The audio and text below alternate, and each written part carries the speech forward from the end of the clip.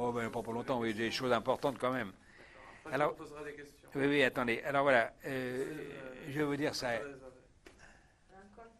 Ah mince. Mais vous êtes bien, vous n'avez pas oublié d'enlever vos lunettes après de lire et tout, j'étais content. Ben, je peux pas lire sans lunettes. Ouais, ben, Je suis âgé, vous savez, ça, madame. c'est pas de problème de les mettre, mais après, ouais. j'avais vu que vous les enlevez, j'étais content. Ah oui, oui. Et l'autre chose, qu'on a filmé sa main, et on a filmé le tatouage, alors peut-être ça, on va faire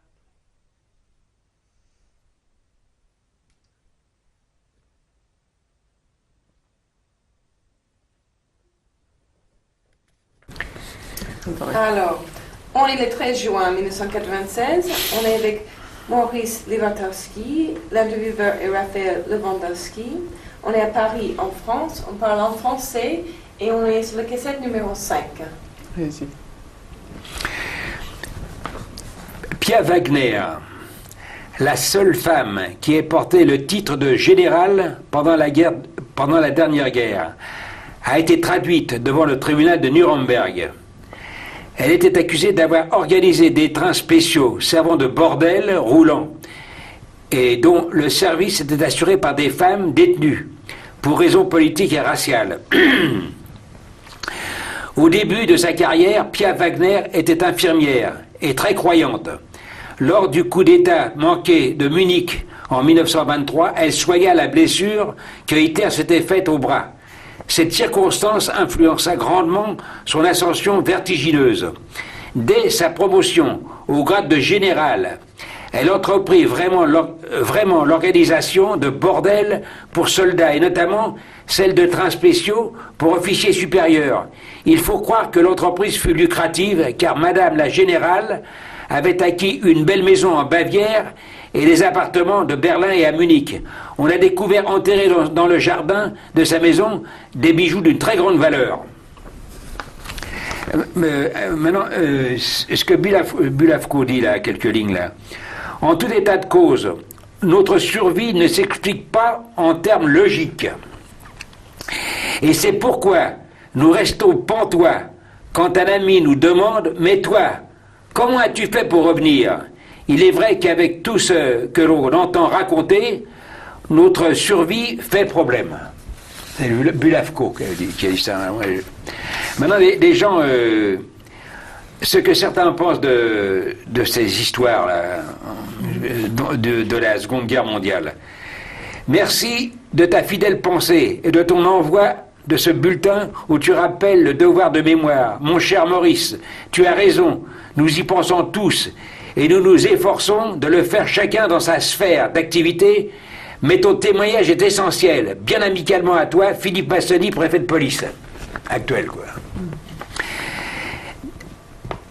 De vacances en Savoie, merci pour tes félicitations de cet article qui nous rappelle à toi particulièrement une période qu'il ne faudrait pas que le monde revoie un jour. Bien fraternellement, René Desserre, maire de Noiseau, 94. 6 juin, comme promis, la copie de l'article apparaît dans Sucy Information, période 39-45. Je me tiens à votre disposition pour d'éventuels commentaires en souvenir d'un entretien court mais passionnant avec un homme hors du commun, sincèrement vôtre, Jérôme Dorville, journaliste. Vos témoignages fort intéressants nous ramènent à une période difficile de notre histoire et douloureuse pour ceux qui l'ont vécu. Puissions-nous nous préserver de revivre de tels moments. Recevez toutes mes amitiés. Jean Poirier, maire sénateur de Sucy-en-Brie. Tout ça, c'est des réponses que vous avez eues par rapport à votre activité. Non, mais ça vaut la peine de les citer quand même. Oui, mais ça vaut la peine de les citer quand on sait que vous avez une activité depuis très longtemps. Oui, je m'occupe beaucoup, je vous dis, des collèges, des lycées. Je m'occupe, même chez les grandes personnes, j'ai fait des causeries un peu partout sur cette histoire de résistance et de camps de concentration. Et puis, je vous dis, la chose formidable, c'est que j'ai fait adhérer de nombreuses villes et communes à la Fondation Mémoire de la Déportation. Alors, ça touche des milliers de personnes, et c'est pour lutter pour la mémoire et contre l'oubli. J'estime que même sans avoir de haine, vous comprenez, on peut quand même pas oublier certaines choses, et même dans l'intérêt du peuple allemand, c'est intéressant de le dire. Et je vais vous dire une chose au sujet de la jeunesse allemande. Il y a une très grosse différence entre la jeunesse allemande et les adultes allemands. Il y avait un ami à moi qui est allé à Dachau, visiter Dachau. Il demande à un adulte, est-ce que vous connaissez Dachau? Moi, je n'ai jamais entendu parler de ça. Il avait 70 ans, l'allemand. Ah, vous n'avez jamais entendu parler? Pourtant, c'est connu, Dachau. On a beaucoup parlé de Dachau. Non, moi, je ne connais pas. Il demande à un jeune de 18 ans allemand, et vous connaissez Dachau? Ah oui, parce que moi, je vous y emmène, je connais. Ce que je veux dire, c'est qu'il y a une coupure très nette entre la jeunesse allemande qui veut savoir, et les parents qui ont tellement eu honte, ils ont tout caché. Voilà, là, c'est une vérité première, vous comprenez? Et alors, ça mérite quand même d'être signalé, quoi. Il y a une coupure, et à part ça, il y a une vingtaine d'Allemands, des jeunes Allemands, étudiants allemands, qui sont bilingues, hein. Ils parlent aussi bien une langue que le français, ils sont admirateurs de la langue française, ils parlaient un français impeccable, ils sont venus chez moi, ils m'ont acheté 20 livres, Jawischowitz, Annexe d'Auschwitz, c'est un livre qu'on a fait à 3, Henri Moreau, Razinski et moi, c'est un livre qui a eu beaucoup de succès sur les camps de concentration. Et je lui ai dit, mais pourquoi vous achetez ça, vous? Ils m'ont dit, parce que voilà, nos parents nous ont toujours tout caché, nous on veut savoir la vérité. Et pour pas que ça revienne en Europe ou en Allemagne, on veut savoir la vérité, et c'est nous intéresse tout ce qui paraît en littérature sur les camps de concentration, sur les chambres à gaz, sur le génocide, sur la Shoah, sur les tortures.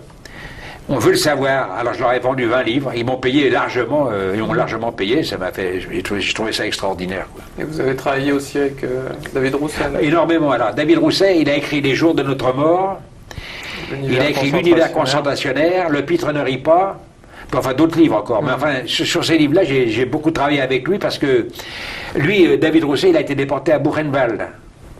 Et il ne connaissait pas les camps de Pologne. Alors comme moi je le connaissais bien, David Rousset, on avait milité ensemble, on se connaissait bien, on se tutoyait, on se connaissait bien. Alors moi je lui ai donné beaucoup de renseignements, surtout sur ce qui concernait les camps de Pologne, quoi. Alors on a beaucoup collaboré ensemble, effectivement, oui. Mais ça, tous ces travaux sur la mémoire, vous les avez entrepris dès votre retour, ou est-ce qu'il y a eu une période un peu de silence? Bon, il y avait une période où j'avais vraiment la tête vide, hein, j'arrivais pas, hein, je me disais, mince, je disais à personne, mais je me trouvais vraiment fichu, juste bon, à conduire un camion, à faire de livreur, vraiment j'avais... Et puis petit à petit, c'est quand même revenu. J'ai commencé à m'intéresser, j'avais mes enfants qui faisaient des études, il y avait mon garçon, il est quand même médecin, puis il a bien réussi dans la vie, c'est un généraliste acupuncteur. Et c'est celui qui il est né pendant... il est né pendant la guerre. À Limoges. Voilà, il a 3 enfants. Il y a une fille qui fait médecine, qui réussit très bien aussi, une deuxième fille qui est très bien, un garçon, et j'ai une fille aussi qui est plus jeune, qui a 47 ans. Elle est professeure principale dans les collèges et les lycées, quoi. Elle a très bien réussi sa vie. Elle a 3 enfants aussi. Donc ils vous ont aussi ramené alors, un peu à la aussi, vie. Ça m'a quand même aidé, parce que j'avais quand même un but, je m'occupais beaucoup d'eux, je voulais qu'ils réussissent. Et puis à part ça, je me suis occupé après, à la Libération, de faire réouvrir l'école de travail. Elle a été fermée et toute l'école de travail avait été déportée. Le directeur, les élèves, tout le monde a été déporté de l'école de travail. Et quand on est rentré des camps, on était 3 ou 4, on a voulu faire réouvrir cette école. Alors on est allé trouver tout le monde juif riche, les banques, les consortiums, alors, tous les gens, on était reçus partout. Hein, et on a réussi à faire réouvrir l'école de travail. Avec un nouveau directeur et tout, avec des élèves et tout, alors on a fait réouvrir l'école, et depuis ce temps-là, je me suis occupé de l'ordre et de la formation professionnelle. Et je m'occupe beaucoup de ça, alors comme je m'occupe beaucoup des jeunes, j'ai l'impression de vieillir moins vite, quoi. Je trouve que, à toute âme bien née, la valeur n'attend pas le nombre des années, et ça, je crois que c'est vrai.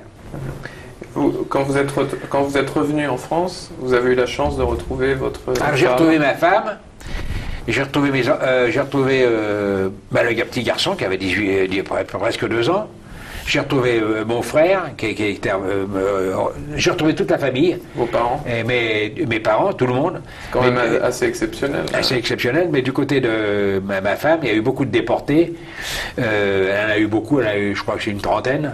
Et puis il y a une petite fille, je voulais vous donner la photo là. C'était du côté de sa femme. Oui. Alors elle a été déportée à 3 ans et demi avec sa mère, elle n'est pas revenue naturellement, quoi. Est-ce que, c'est un peu délicat comme question, mais est-ce que vous avez ressenti ce qu'on appelle le sentiment de culpabilité après la guerre, d'avoir survécu? Ah non, alors ça, non, c'est-à-dire que c'est les gens qui nous disaient ça. Vous avez été à Auschwitz, mais comment vous avez fait pour revenir? Ben non, culpabilité non, j'ai trouvé que j'avais eu beaucoup de chance. Moi, je trouvais personnellement que je m'étais toujours bien conduit dans les camps, que j'avais jamais volé un bout de pain à personne, que il y avait des pères qui volaient le pain à leur fils, ça c'est connu, ou le contraire. Moi, je me suis jamais conduit comme ça, j'ai jamais rien volé à personne. Je me suis toujours conduit correctement comme un homme. Enfin, j'essayais de rester un homme, quoi. Et de quoi vous vous souvenez des camps? De la solidarité ou bien du fait que les hommes n'étaient plus des hommes? Ah non, c'est-à-dire que je me souviens de la solidarité parce que c'est ce qui m'a sauvé. Et je vais vous dire ce que Krasuki dit au sujet de... Si ça vous dérange pas. Ce qui parle, lui, il est formidable, ce type-là. Attendez, si je le trouve, si vous avez une minute, hein. Attends, si je le vois, je vous le... Krasuki, enfin, voilà, c'est là, quoi. Regardez ce qu'il dit, lui. Comme d'autres, j'ai connu des bourreaux ignobles. J'ai connu des êtres plus ou moins fragiles et brisés par un sort épouvantable. Mais je retiens par-dessus tout que j'ai connu des hommes d'une grande valeur d'âme et d'une force de caractère qui font honneur à l'humanité et donnent confiance en son avenir et un sens à la vie. Voilà. Vous croyez, malgré ce que vous avez vécu, qu'il faut avoir confiance en... Je trouve qu'il a raison. Mais après la guerre, quand vous êtes revenu, je suppose que cette expérience des camps, dans votre vie de tous les jours, elle a eu des implications dans votre comportement avec les autres. Voilà. Alors voilà, il y a un vieux proverbe français qui dit, vous savez, moi je suis de culture française, hein. Je suis juif, mais enfin je suis quand même de culture française. J'avais entendu un proverbe paysan qui disait comme ça, écoute, il y en a qui disent que la bouteille est à moitié vide, il faut toujours dire qu'elle est à moitié pleine. Ça, il faut avoir le moral. Et moi, je fais toujours partie des gens qui ont plutôt eu le moral, quoi. Vous comprenez, j'étais toujours contre le suicide, contre toutes ces choses-là. Je vous dis pas que la vie est formidable, il y a des hauts et des bas, il y a beaucoup de bas, mais quand même, il y a des braves gens partout, il faut savoir frapper aux bonnes portes, du point de vue moral, je parle pas du point de vue intérêt, quoi.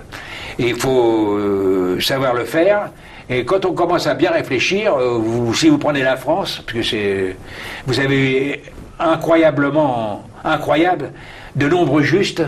D'une façon incroyable, on a eu de nombreux justes qui ont sauvé des milliers de gens, de personnes, des jeunes gens, des gosses, et qui ont été sauvés par ces justes. Il y avait des gens, ils n'avaient jamais entendu parler de ça, des gendarmes, des tas de gens, des instituteurs, des secrétaires de mairie. Ils ont sauvé des jeunes parce qu'ils trouvaient que c'était humain. Moi, je trouve quand même qu'il ne faut pas désespérer de l'humanité. Et à contrario, est-ce qu'il vous est resté des traumatismes Ah ouais, oui, beaucoup. Alors là, oui. J'ai été... c'est-à-dire que... on me reproche beaucoup d'en parler de trop, quoi, dans ma famille déjà, mais je tâche d'en parler le moins possible, je tâche de parler d'autres choses, je m'intéresse aux droits de l'homme. Et quel traumatisme vous avez gardé de l'expérience des camps? Comme traumatisme, c'est plutôt la nuit, quoi, les cauchemars de la nuit, quoi. C'est surtout ça, quoi. Souvent la nuit, je me retrouve là-bas, dans les camps. Ça, c'est un peu pénible, quoi. Ma femme, faut qu'elle me réveille. Quoi. Je fais des cauchemars, mais dans la journée, je pense qu'il faut lutter pour une société meilleure, plus juste, un meilleur rapport entre les êtres humains, faire l'Europe. Et puis, pour qu'on ne revoie plus jamais ces choses-là, quoi. Voilà ce que je pense. C'est ce que vous dites aux jeunes que vous rencontrez. C'est ce que je dis aux jeunes, puis c'est ce que je dis dans les collèges et dans les lycées. Je dirais, je vais vous laisser la chose, vous pourrez le lire. Vous verrez que... Ça vous aide vous-même d'en parler? Ça m'aide beaucoup d'en parler, puis je trouve que je vieillis moins vite, quoi.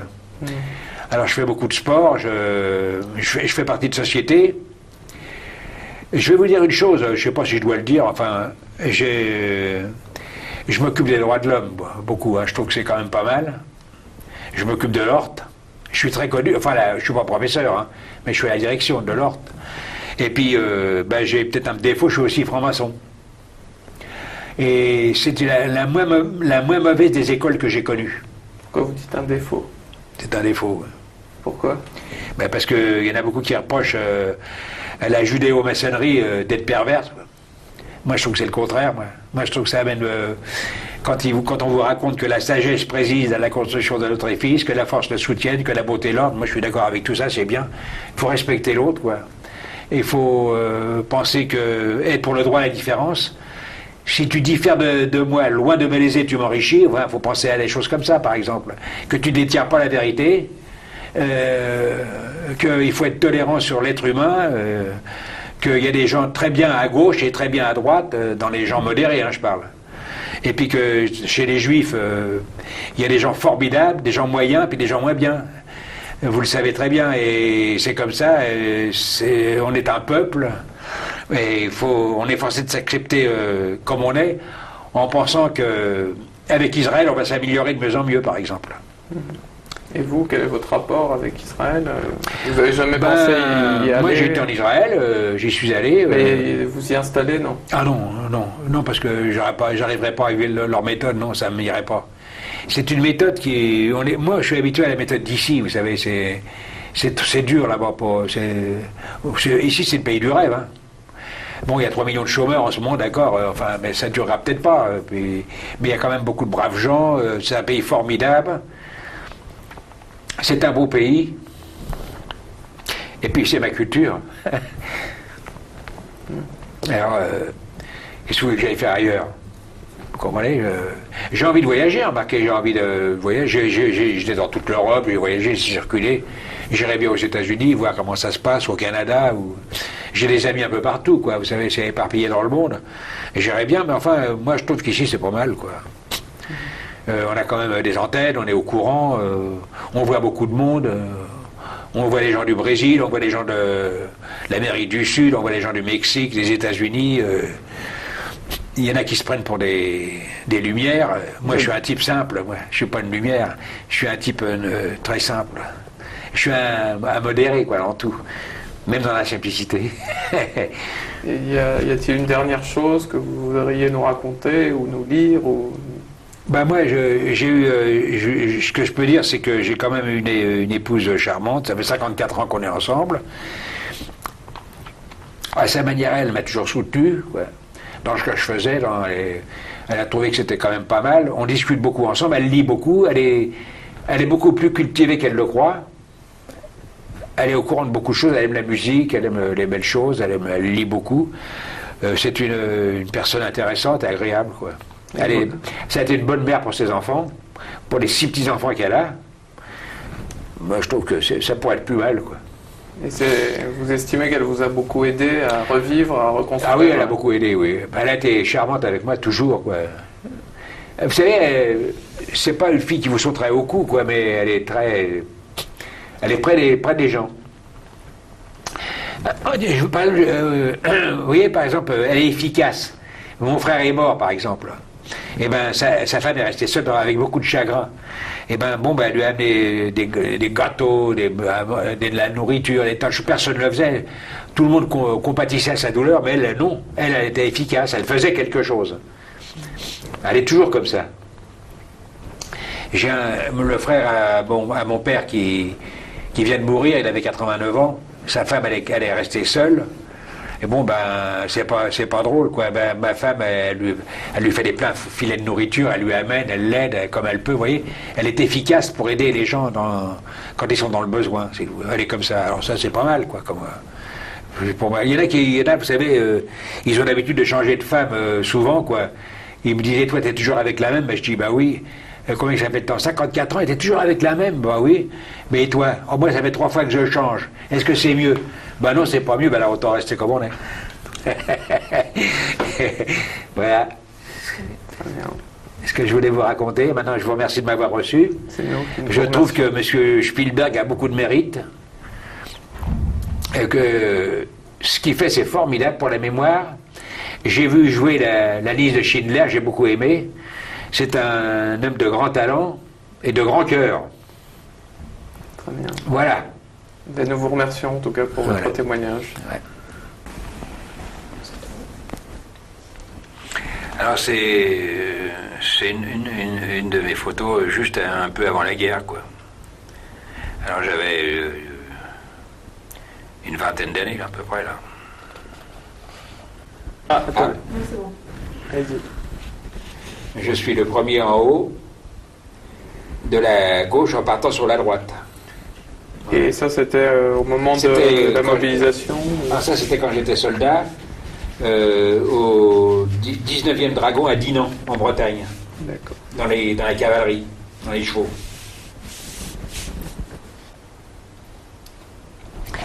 Alors, je suis dans un centre de remonte de chevaux, là, avec un autre ami, et là, je faisais un concours à cheval avec un cheval qui était formidable, qui s'appelait Va Toujours, et j'ai fini 3e du concours. Et je voulais signaler que j'ai appris à monter à cheval par les cadres noirs de Saumur. Alors donc j'étais devenu un bon cavalier moyen. Attendez. Alors j'aimais beaucoup la motocyclette, et j'en ai eu plusieurs. C'est une machine que j'aimais beaucoup. Là je suis sur une machine américaine qui s'appelle une Indian, avec un sidecar. Et mon père, qui était ébéniste, me demandait d'aller lui livrer ses meubles. Alors j'enlevais le sidecar, je laissais les roues de côté, et puis je lui livrais ses buffets, ses armoires avec cette motocyclette-là. À ce moment-là, il n'y avait pas d'assurance, il n'y avait rien, mais enfin, j'ai jamais rien eu. J'étais un bon conducteur de motocyclette, et j'ai toujours aimé la motocyclette.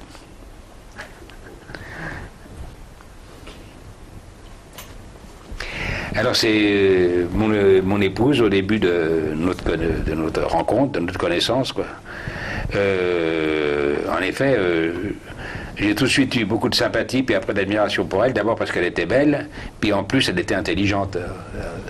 Ce qui n'est pas nuisible en général dans une union. Et elle avait quel âge par rapport à vous? Quand on s'est connus, elle avait dans les 22 ans. 22 ans à peu près. Donc là, ça fait 54 ans. Ça fait 54 ans qu'on se connaît, quoi. On est toujours restés ensemble. Puis je crois que ça continuera maintenant, quoi. Oui. On va plus changer maintenant. J'ai un garçon qui a 50 ans passé, qui a 3 enfants, et une fille qui a 47 ans, qui a 3 enfants. Alors on va plus changer maintenant, voilà. On va rester comme ça. Alors c'était au début de notre connaissance, de notre rencontre, si vous voulez, à Limoges. Nous étions heureux de vivre et nous ne nous attendions pas à ce qui nous attendait. On ne se serait jamais douté qu'on pouvait passer dans un tunnel où on voyait presque plus le jour.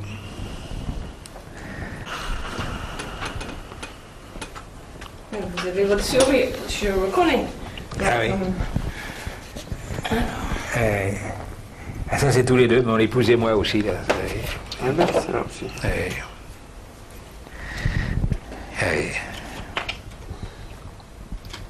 Ah, elle s'est mis Foulounou. Foulounou 1945. Ah oui, Foulounou, oui. C'est à votre retour, ça, alors. Ah oui, c'est à mon retour, ça. Donc oui. on filmera après, alors. Oui. Bon, alors, donc on va déjà faire la petite fille. Ah oui, la petite fille, là. Elle a été déportée à 3 ans et demi, puis elle n'est pas revenue, quoi, avec sa mère. C'est du côté de ma femme, quoi.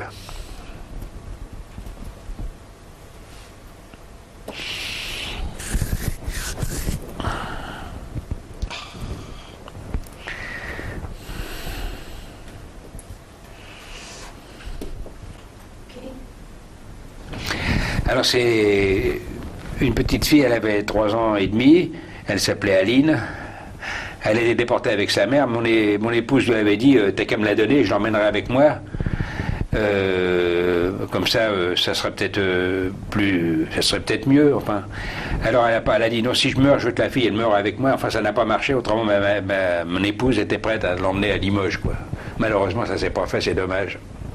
Elle aurait 58 ans maintenant. Elle a été déportée. Déportée avec sa mère, et personne n'est revenu, quoi. Bien. Ça tourne. Allez-y.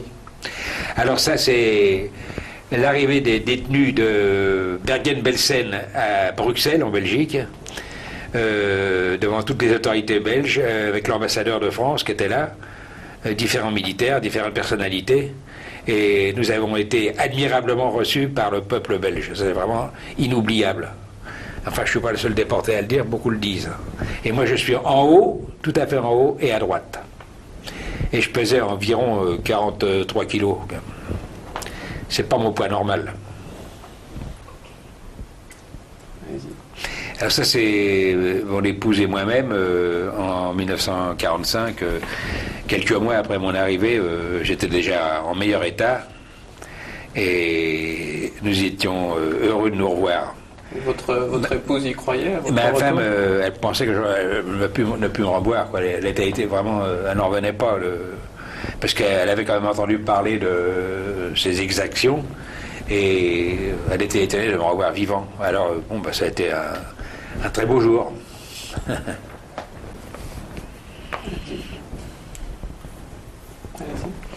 Alors c'est moi, à mon retour de déportation, je venais de rentrer.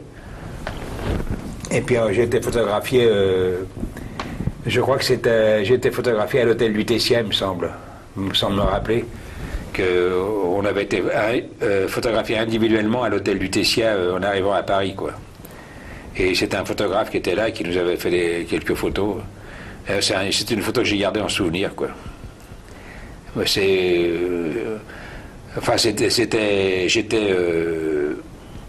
pour pas dire que j'étais pas en très bon état physique. J'étais très fatigué, la tête était vide, j'étais vraiment presque inconscient quand ils m'ont photographié là. Alors c'est mon épouse, ma fille, elle devait avoir 7-8 ans là, et moi-même, dans une petite réception à laquelle on avait assisté, tout joyeux de l'avoir fait. Nous étions très gais, et la photo le montre. Donc là on filme, parce que là... Alors voilà. Ça. Alors, je peux y aller là? Allez-y. Alors là c'est la femme de mon fils, tout à fait à gauche, mon garçon. La fille aînée à ma fille, et une jeune fille qui est la fille de ma fille aussi. Alors le mari de ma fille au milieu, et à droite, c'est la fille cadette de mon fils, à une réception. Alors c'est les 3 enfants de ma fille. Myrtille à gauche, Jérôme au milieu et Estelle à droite. C'est les 3 enfants de ma fille, quoi. Ils étaient chez moi à un petit repas qu'on avait passé très agréablement ensemble. Enfin, c'est des jeunes gens jeunes filles très agréables, remarquez. Ils sont très sympathiques et très agréables, quoi. Et fiers de leur grand-père. Ben, j'ai des bons rapports avec eux, c'est bien, je trouve que c'est pas mal. Je les estime beaucoup, puis ils m'aiment bien, eux. Alors ça suffit, c'est bien. Puis ils sont pas bêtes, ils sont sérieux, ils font des études sérieuses, enfin, ils sont sérieux dans la vie, je trouve. Et l'avenir est à eux? L'avenir est à eux. C'est les enfants du 3e millénaire, quoi. C'est les enfants du 3e millénaire, alors quand ils reverront tout ça, ils penseront certainement à leur grand-père, quoi. C'est un peu pour eux que vous leur léguez ce témoignage. Oui, pensons-moi à ça, quoi. Grâce à vous, quoi.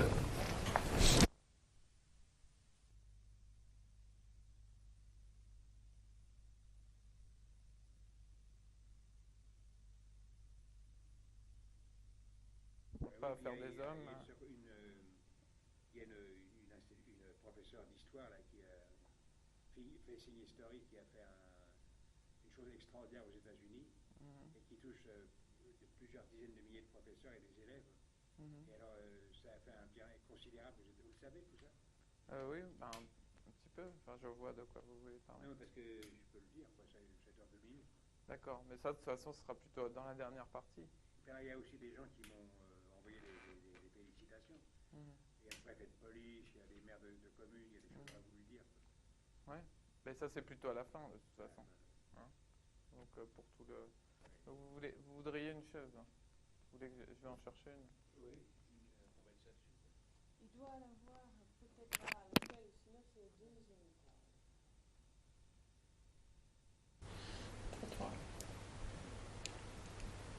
Joli. Donc nous sommes le 13 juin 1996. L'interviewé, M. Maurice Livartowski, intervieweur Raphaël Lewandowski, Paris, France, en français. Bonjour, je m'appelle Raphaël Lewandowski. Je vais recueillir le témoignage de M. Maurice Livartowski ici présent. Nous sommes à Paris et notre interview se déroulera en français. Monsieur, pouvez-vous me redire votre nom, votre prénom en les épelant, enfin en épelant votre nom du moins? Alors Maurice Livartowski, ce nom s'écrit Livartowski.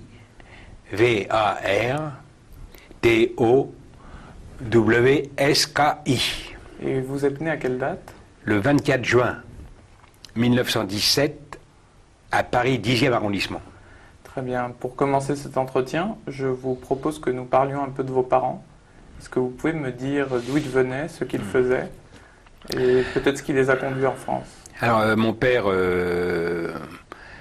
est né en 1884 à Drogochin, près de Brest-Litovsk. En Pologne. En Pologne. C'est la frontière, oui, c'est la Pologne. C'est la frontière ukrainienne presque. Et alors, il a été élevé en Pologne par surtout son grand-père qui lui a enseigné le Talmud, le Tanakh, la Torah. Enfin, il était très éduqué dans la religion juive. Et ensuite, il a appris un métier. Il a appris le métier d'ébéniste en Pologne pendant plusieurs années. Et son père était un chazan, un genre de rabbin. Vous savez, on appelle ça chazan dans la langue yiddish. Et il était musicien. Il jouait du violon avec beaucoup de talent. Et alors, avec sa femme, lui et mon père, ils sont partis aux États-Unis. Et mon père est allé à l'école aux États-Unis pendant 6 ans. Ils sont partis dans quelle ville? Et ils sont partis dans la banlieue de New York, ou New York par là, enfin, pendant 6 ans. Alors il est allé à l'école, parce que l'école était obligatoire. Hein. Il est allé à l'école, il a appris la langue anglaise, qui l'a beaucoup servi un peu plus tard, quand la guerre mondiale a éclaté. Ensuite, il est revenu en France. Pour quelles raisons ils ne sont pas restés aux Bon, États-Unis? vous savez, parce qu'il trouvait que les États-Unis étaient trop racistes à l'époque. Sur les hôtels, il y avait marqué interdit aux juifs et aux chiens, ou des choses comme ça, aux nègres. Alors, ça les a quand même choqués. Ils venaient quand même de Pologne, où c'était pas toujours facile pour ceux qui vivaient dans les shtetls. Et pourtant, ils avaient une culture extraordinaire, les gens des shtetls, comme vous devez sûrement le savoir. Alors, on a quitté la Pologne pour l'Amérique, mais c'était encore pire. Alors, ils sont venus en France par l'Allemagne. Et il y avait beaucoup de juifs qui étaient attirés par la France à l'époque, Nansen, tout ça, du passeport Nansen. Vous savez ce que ça représentait pour eux, la France? Ah oui, il le savait, le grand-père. Ah oui, il le savait. Alors là, ils étaient très, très au courant. Hein. C'est des gens qui étaient très, très cultivés, à mon avis. Enfin, c'était pas la même culture traditionnelle qu'on a aujourd'hui, c'est très différent, quoi. C'est une autre culture, mais c'était une culture. Mais la France, pour eux, ça représentait quoi? Ça représentait un pays de liberté. Le pays ils parlaient de la Révolution. De la tradition de culture qu'il y avait. Il savait parler de Montaigne, de Rabelais, c'est incroyable, vous savez, de Montesquieu. Il disait que les Américains avaient copié Montesquieu, qu'ils auraient dû le faire eux-mêmes sans copier sur les Français, des choses comme ça. Enfin, oui, on voyait qu'ils étaient au courant des problèmes, quoi. Et puis alors en France, il est venu, mais malheureusement, quand il est venu en France, la guerre a éclaté. De 14. Ah oui. Et la guerre a éclaté, alors il voyait tout le monde partir. Il dit, pour qui on va me prendre si jamais moi je pars pas? Alors il s'est engagé dans le premier bureau, puis il a fait toute la guerre. Il était dans une sorte de légion étrangère? Ah oui, oui, il était dans un régiment de légion étrangère, mais seulement voilà, il a été gazé au chemin des Dames. Il a été assez sérieusement gazé. Alors on l'a envoyé à Saint-Nazaire, où il a fait l'interprète avec les Américains, après quoi. Comme il parle la langue, il a fait ça, vous voyez que ça l'a aidé, quoi. Et puis après, la guerre a fini, quoi. Il a continué son métier. D'abord à Paris, alors il a été inondé en 1910, il y a eu une inondation à Paris, il a tout perdu, quoi. Tout ce qu'il avait. Puis il n'y avait pas d'assurance à l'époque. Parce qu'il avait monté sa propre petite entreprise, il avait des planches, tout a été perdu parce que tout le faubourg Saint-Antoine a été inondé en 1910. Et donc il s'était installé dans ce quartier qui était dans le faubourg Saint-Antoine. Traditionnellement un quartier des ébénistes, et des tapissiers, tout ce qui est meubles, c'était mondialement connu le faubourg Saint-Antoine. C'est toujours connu, quoi. Et puis alors après, de fil en aiguille, comme ça, il a eu quelques échos, je ne me rappelle pas par qui. Il a acheté un terrain à Sucy-en-Brie en 1919. Et puis il a construit une espèce de baraque en bois, il était tout seul, il n'y avait personne à Sucy-en-Brie, à ce moment-là il y avait 2000 habitants, c'était des forêts partout, des bois. Et puis moi quand je suis arrivé à Sucy-en-Brie, j'avais 2 ans, quoi. Et Sucy-en-Brie, ça se trouve à alors, combien de kilomètres de Paris? C'est à 18 km de Paris. C'est une banlieue plutôt populaire ou... Non, assez huppée, quoi. C'est populaire aussi, mais enfin, c'est assez campagne. C'est assez petit bourgeois. Il y a beaucoup de pavillons. Il n'y a pas beaucoup d'HLM. Tout ça, c'est très pavillonnaire. Il y a beaucoup de forêts, de bois. Il y a un stade magnifique, un des plus beaux du Val-de-Marne, du département du Val-de-Marne. Enfin, vous voyez, c'est une belle commune, quand même. Et il a été bien accueilli quand Alors, au début, il n'y avait personne. Alors, il était bien accueilli. Enfin, il a connu un homme qui s'appelait Monsieur Le Sieur et qui l'a aidé à faire une espèce de maison en bois avec des troncs d'arbres. Et c'était le seul du coin, quoi. Alors, pendant 15 jours, il a construit cette maison. Et puis moi, quand je vous dis, j'étais le premier, le plus ancien de 4 enfants. Et quand je suis arrivé à Sucy-en-Brie, j'avais 2 ans. D'accord. Vous êtes donc né à Paris? Je suis né à Paris dans le 10e, oui. Vous avez suivi donc vos parents? Parce que ma mère ne pouvait pas accoucher à Sucy, il n'y avait rien. D'accord. Mais vos parents se sont rencontrés comment? Eh ben, ils se sont rencontrés à Paris, quoi. Et votre mère, quel était son... Alors ma mère, elle était née c'était une femme quand même je trouve avec un certain talent, un sens quand même des réalités. Vous savez, mon père était plutôt rêveur, naïf. Le dernier parlait avait raison, avec lui il croyait tout ce qu'on lui racontait, il était comme ça, quoi. C'était un tempérament comme très gentil, honnête, ça, alors oui, mais alors d'une naïveté incroyable. La mère était plus réaliste. Alors, elle était née en Russie blanche, Kalinkovitch. Alors c'est près de Mazir, Minsk. Et la grande capitale, c'était Kiev. Alors elle est née là-bas, mais vous savez, elle n'a jamais été à l'école. À 9 ans, elle a travaillé chez les paysans. Elle a appris à s'occuper de tout ce qui était de la campagne, des fermes et tout ça. Elle avait beaucoup de notions là-dessus. Après, elle est venue son père était parti en France avant elle. Puis après, elle est venue à Paris. C'est là qu'elle a connu mon père, quoi, à Paris, quoi. Et elle venait aussi d'un milieu très traditionnaliste? Ben oui, le grand-père que j'ai connu, son père, quoi, était très très croyant. C'était un tailleur de grande valeur. Ces gens-là, quand c'était des tailleurs, c'est vraiment incroyable. Que ce soit la musique ou les tailleurs ou n'importe quoi, ils étaient vraiment toujours les premiers. J'ai jamais compris pourquoi. Enfin, c'était comme ça. Et alors,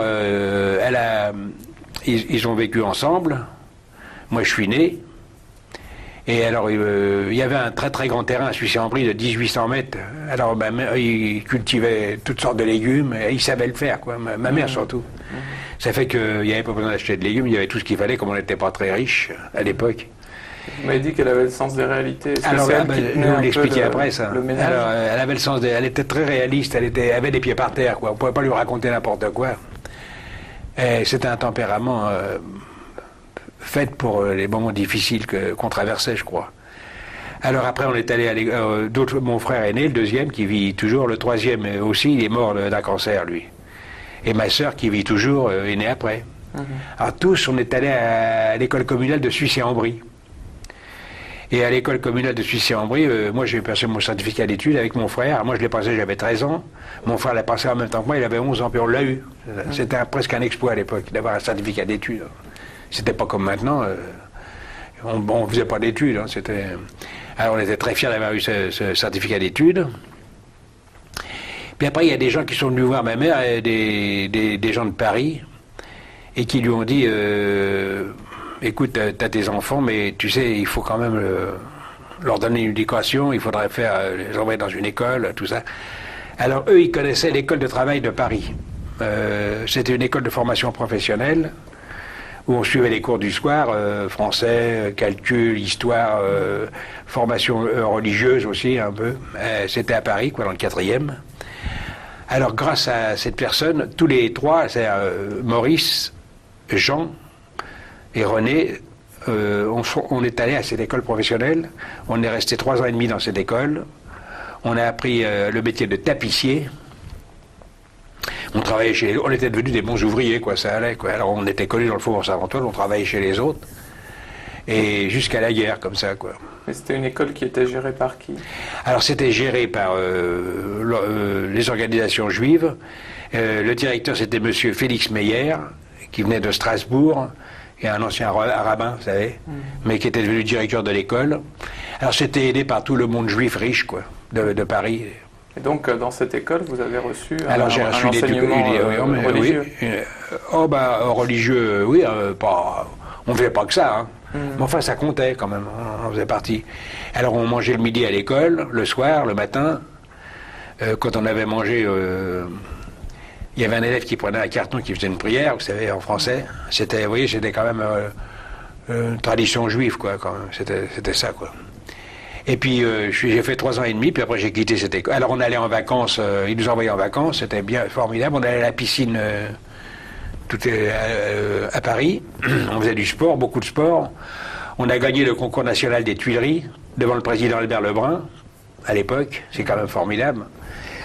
Il était venu nous féliciter, quoi. Et pour la majorité des élèves, il s'agissait de fils d'immigrés. Alors on apprenait, c'était tous des gens qui venaient de l'Europe centrale, hein, presque tous, ou quelques-uns ils venaient des colonies françaises, Algérie, Tunisie, Maroc, mais surtout d'Europe centrale, c'est surtout. Hein. Et en général, tout le monde a gardé un bon souvenir de cette école. Du reste, même maintenant, les anciens élèves, il n'y en a plus beaucoup, mais on se réunit encore. Et il y en a encore beaucoup qui s'occupent de cette école. Elle existe toujours et elle marche bien.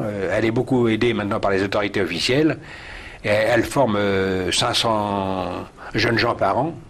C'est une très très bonne école d'apprentissage. Il y en a beaucoup qui font des études, qui font des mauvaises études. Il ferait mieux d'aller dans cette école. Parce que c'est une très très bonne école. Moi, enfin, je vous dis ça parce que je m'occupe de formation professionnelle, vous savez, à l'Orte. Et je suis très au courant de ces questions de formation professionnelle. J'ai des gosses qui ont fait des études, je peux comparer, quoi. Et je reviens un peu à vos parents. Quelle langue utilisaient-ils à la maison? Alors voilà, mon père me parlait toujours en yiddish. Et moi, je répondais toujours en français. Pourquoi? C'est une habitude, je ne sais pas. Mais il me parlait toujours en yiddish. Et moi, je répondais toujours en français. Si j'avais tort, il me parlait toujours en anglais. Et je comprenais tout ce qu'il me disait, puisqu'il me parlait en anglais. Et puis, moi, je répondais en français, j'avais tort, mais je le faisais. Et avec votre mère, il parlait en yiddish aussi? Avec la mère, il parlait en yiddish, oui, avec elle. Oui. Elle lui répondait en français aussi. Il parlait assez bien le français, tous les deux. Hein, un léger accent, mais couramment, quand même. Il parlait bien la langue. Il maîtrisait bien la langue, quoi. Vous étiez né donc français. Moi, je suis né à Paris. Est-ce que vos parents ont rapidement eu la nationalité française? Ils l'ont eu longtemps après, quoi. Mon père, il avait fait la guerre, ça a été tout seul. Après, il l'a eu, oui. Il l'a eu, oui. Ça n'a pas posé de problème? Il n'a jamais eu de problème de trop.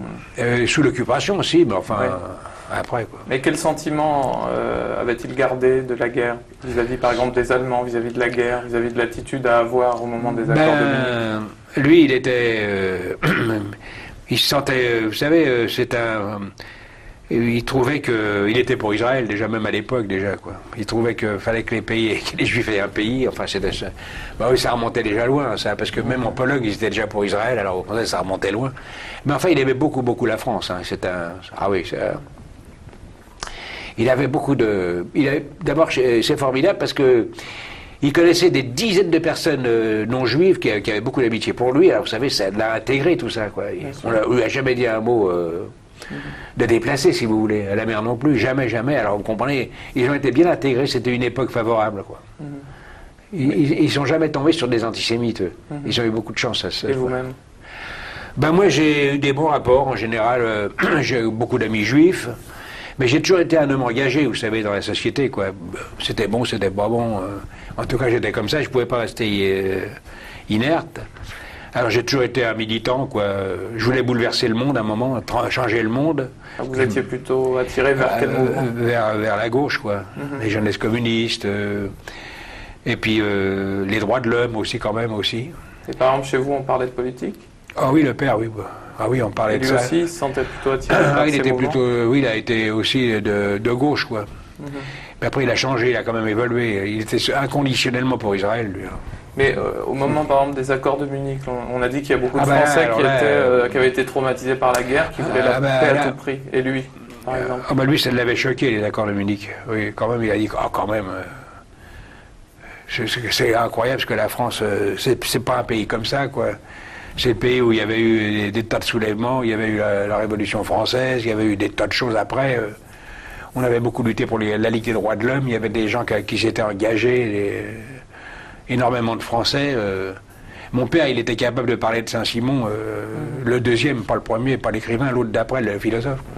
Et puis, il connaissait bien l'histoire de Jean Jaurès, de Léon Blum, il a été très touché par tous ces gens-là. Mais il aimait aussi Clémenceau, par exemple. Il trouvait que c'était un grand homme, il trouvait que c'était un génie. C'est-à-dire que mon père, il était un peu bizarre, enfin pas bizarre, mais il avait des amis à droite, à gauche, et je sais pas, ça comptait pas trop pour lui. Du moment que c'était un brave homme, lui, c'était pas le principal. Et au moment du Front populaire... Il était pour le droit à la différence sans s'en rendre compte. Et quel souvenir vous avez de la période du Front populaire? Ben, la Front populaire, alors moi, quand j'étais à l'école de travail en 1934, il y a eu des histoires à côté, à l'hôtel de ville, ça a chauffé terriblement. Ils ont essayé de prendre le pouvoir, l'extrême droite, mais ils ont été empêchés par le monde ouvrier qui descendait de toutes les usines, on ne savait même pas d'où ils venaient.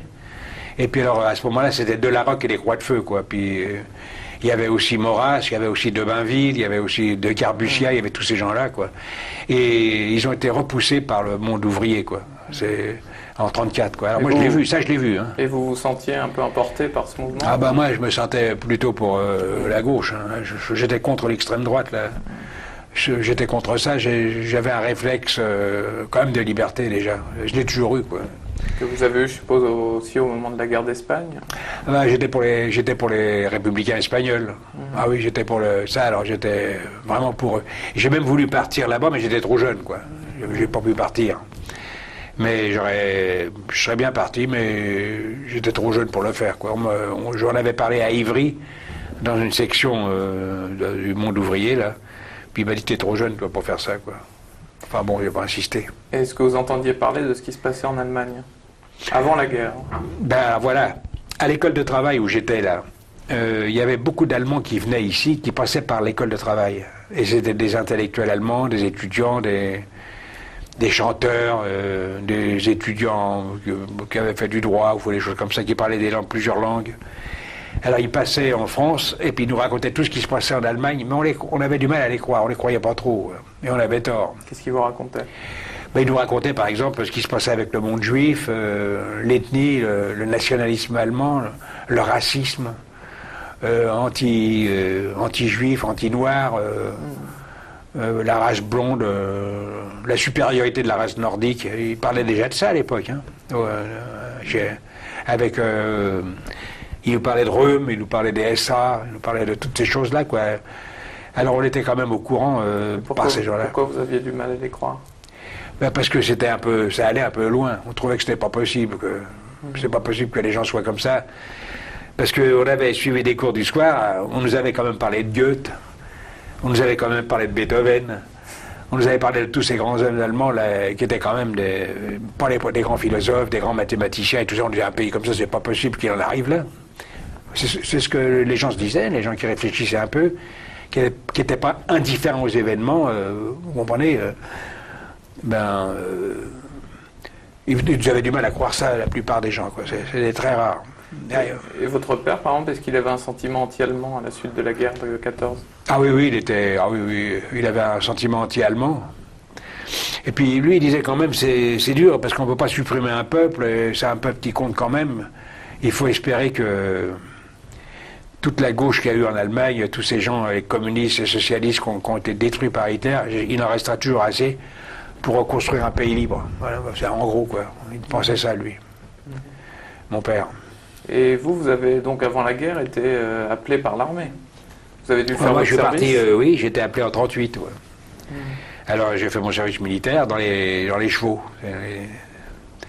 À quel endroit? Dans le Dragon. À quel endroit? 18e Dragon à Dinan, en Bretagne. Alors, j'ai fait mon service militaire et quand il y a eu la guerre, je suis parti, j'ai fait la guerre, mais j'ai pas fait beaucoup. Moi, j'ai fait 40 jours contre les Allemands, quoi, vraiment. Mais vous avez été mobilisé en 1938, en septembre 1939, enfin, vous n'avez pas été mobilisé avant la guerre. Moi. Vous avez été appelé? J'étais appelé, ah oui, j'étais appelé. Oui. Quand il y a eu la mobilisation, vous êtes resté sous les drapeaux? Ah oui, j'étais sous les drapeaux, oui. Donc pendant toute la drôle de guerre? Ah oui, j'étais sous les drapeaux. Et qu'est-ce qui s'est passé pendant toute la drôle de guerre? Vous avez été déplacé? J'étais au 18e Dragon, alors ils nous ont envoyés après dans la banlieue de Rambouillet, au Perret ça s'appelait. Et puis là j'étais dans un régiment, quoi. Puis on a un peu combattu contre les Allemands sur la route normande, là. Ils nous ont envoyés là-bas, on s'est battu pendant un mois, puis après on a reculé tout le temps, quoi, jusqu'à Limoges. Et quelle image vous avez eue de l'armée française à cette époque? C'était l'armée de la débâcle. Il y avait quelques officiers qui voulaient résister, mais il y en a qui se fichaient d'eux. Vous êtes fous, on n'arrivera pas devant les panzers, et puis on sera plus tranquille, il vaut mieux qu'il y ait la paix. Enfin, les gens...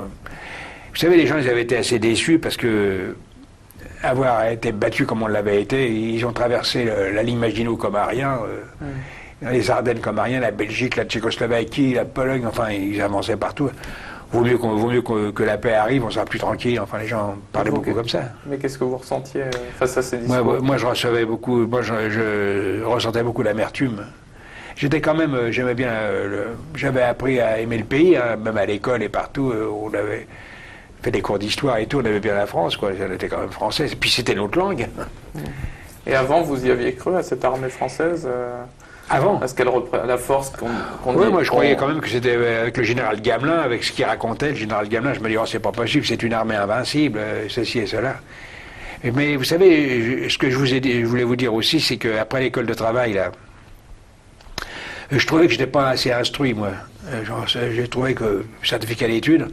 Alors pendant plus de 3 ans, j'ai suivi des cours dans une université ouvrière. On était 4 à faire ça. Après le travail, hein, c'était après notre travail. Elle se trouvait où? Place du Combat à Paris, c'était l'université ouvrière. Alors on a eu des professeurs formidables. On a eu Paul Langevin, Marcel Prenant, Joliot-Curie. Ils venaient gratuitement nous faire des cours, quoi. On a eu aussi Paul Hitzer, Gabriel Péry, c'est des types qui nous faisaient des cours, quoi, gratuitement, quoi. Alors on a beaucoup appris avec ces gens-là, puis ça ne nous a pas fait de mal. Alors on était 4 à suivre ces cours-là. 4 Alors il y avait mon frère, moi, il y avait une nommée Madeleine Vincent, là, qui venait aussi avec nous. C'était pas la première. Elle a été déportée, elle aussi, puis elle est revenue, quoi. Mais quand vous dites 4, il y avait 4 étudiants pour toute l'université? Non, on n'était pas des étudiants, on était des ouvriers, hein. On n'était pas des étudiants. On trouvait qu'on n'en savait pas assez, qu'on n'en connaissait pas assez, et on voulait parfaire nos connaissances. Alors on allait dans cette université ouvrière qu'on nous avait indiquée, quoi. Et on a beaucoup appris quand même, pas mal. Enfin, on a appris à apprendre en tout cas. On a essayé, quoi. Et vos frères, qu'est-ce qui leur est arrivé? Ils ont été aussi... Alors mon frère, Jean, là, il a été prisonnier pendant 4 ans. Et comme il est assez doué en langue, il a été interprète à Dortmund je me rappelle pas, je me rappelle pas du numéro. Enfin, il était à Dortmund, prisonnier de guerre pendant 4 ans, puis il était interprète, quoi. Alors, comme il parlait assez couramment, même pas mal, il parlait l'allemand, l'anglais, il était doué pour les langues, quoi. Alors, il était interprète pendant 4 ans, et puis il aurait bien voulu rester jusqu'à la fin. Mais après, le chef du camp, il a dit, oh, un type comme toi, écoute, t'as fait ton devoir, t'es resté assez longtemps, il faut que tu rentres. Alors, il est rentré en France, et puis il a fait attention, quoi. Enfin, on n'a jamais su qu'il était juif, quoi. Et votre autre frère a été aussi... Alors, lui, il a été... lui, il était jeune, quoi. Ouais. Enfin, il s'est toujours... il s'est caché, il s'est débrouillé, il n'a jamais été inquiété, quoi. Et au moment de la débâcle et de la drôle de guerre, vos parents, qu'est-ce qu'ils ont fait? Ils sont restés à Sucy-en-Brie ou est-ce qu'ils ont... Eh ben voilà. Alors pendant la drôle de guerre, moi l'armée avait reculé, j'étais à Limoges, moi. C'est à Limoges que j'ai connu mon épouse. Et puis ma mère avec ma sœur sont restés à Sucy-en-Brie. Et alors, comme ils étaient juifs, il y a un juge de paix d'un assez haut niveau, lui a fait des papiers comme quoi elle n'était pas juive, quoi. Dès le début? Ah oui, tout de suite, dès qu'il a fallu le faire. Alors elle avait un papier, alors elle était à la commandanture, puis quand ils ont lu ça, ils ont dit, oh bah oui, celle-là, elle n'est pas juive, alors pas de problème, alors elle n'a pas été embêtée, elle. Et il avait gardé son nom, son vrai nom? Razumovski, oui. Heureusement, oui, elle n'était pas mariée avec mon père à l'époque encore. Elle n'était pas mariée, il s'appelait pas le même nom. Il n'avait pas le même nom. Elle n'était pas mariée pendant... Elle s'est pas mariée religieusement, mais pas à la mairie, quoi. D'accord. En France, ce qui compte, c'est la mairie, quoi. Donc vous étiez... Elle a eu des enfants? Elle a eu des enfants, mais le père les déclarait, quoi. On les a déclarés, quoi. Mais seulement, ils se sont mariés après, quoi. Donc elle avait gardé son nom de jeune fille, voilà, c'était Razumovski. Et qui Rachel. Pouvait passer pour un nom... Oui, pour un nom nouveau, elle n'a pas eu de problème. Et puis mon père, lui, il était pas... au début, il a voulu porter l'étoile, tout ça, alors et puis alors, il est allé travailler à l'organisation Tour, là, je sais pas, sur les côtes, là, vous savez. Puis il y avait un Allemand qui était intelligent et tout. Et quand il l'a vu avec une étoile, il dit « Enlève ça !» Alors il a enlevé l'étoile, puis il ne l'a plus jamais remise. Alors il n'a pas été inquiété non plus, lui. Quand ils sont venus le chercher, il n'était pas là, quoi. Il était sur les côtes, mon père. Très bien, on va arrêter ici la première cassette.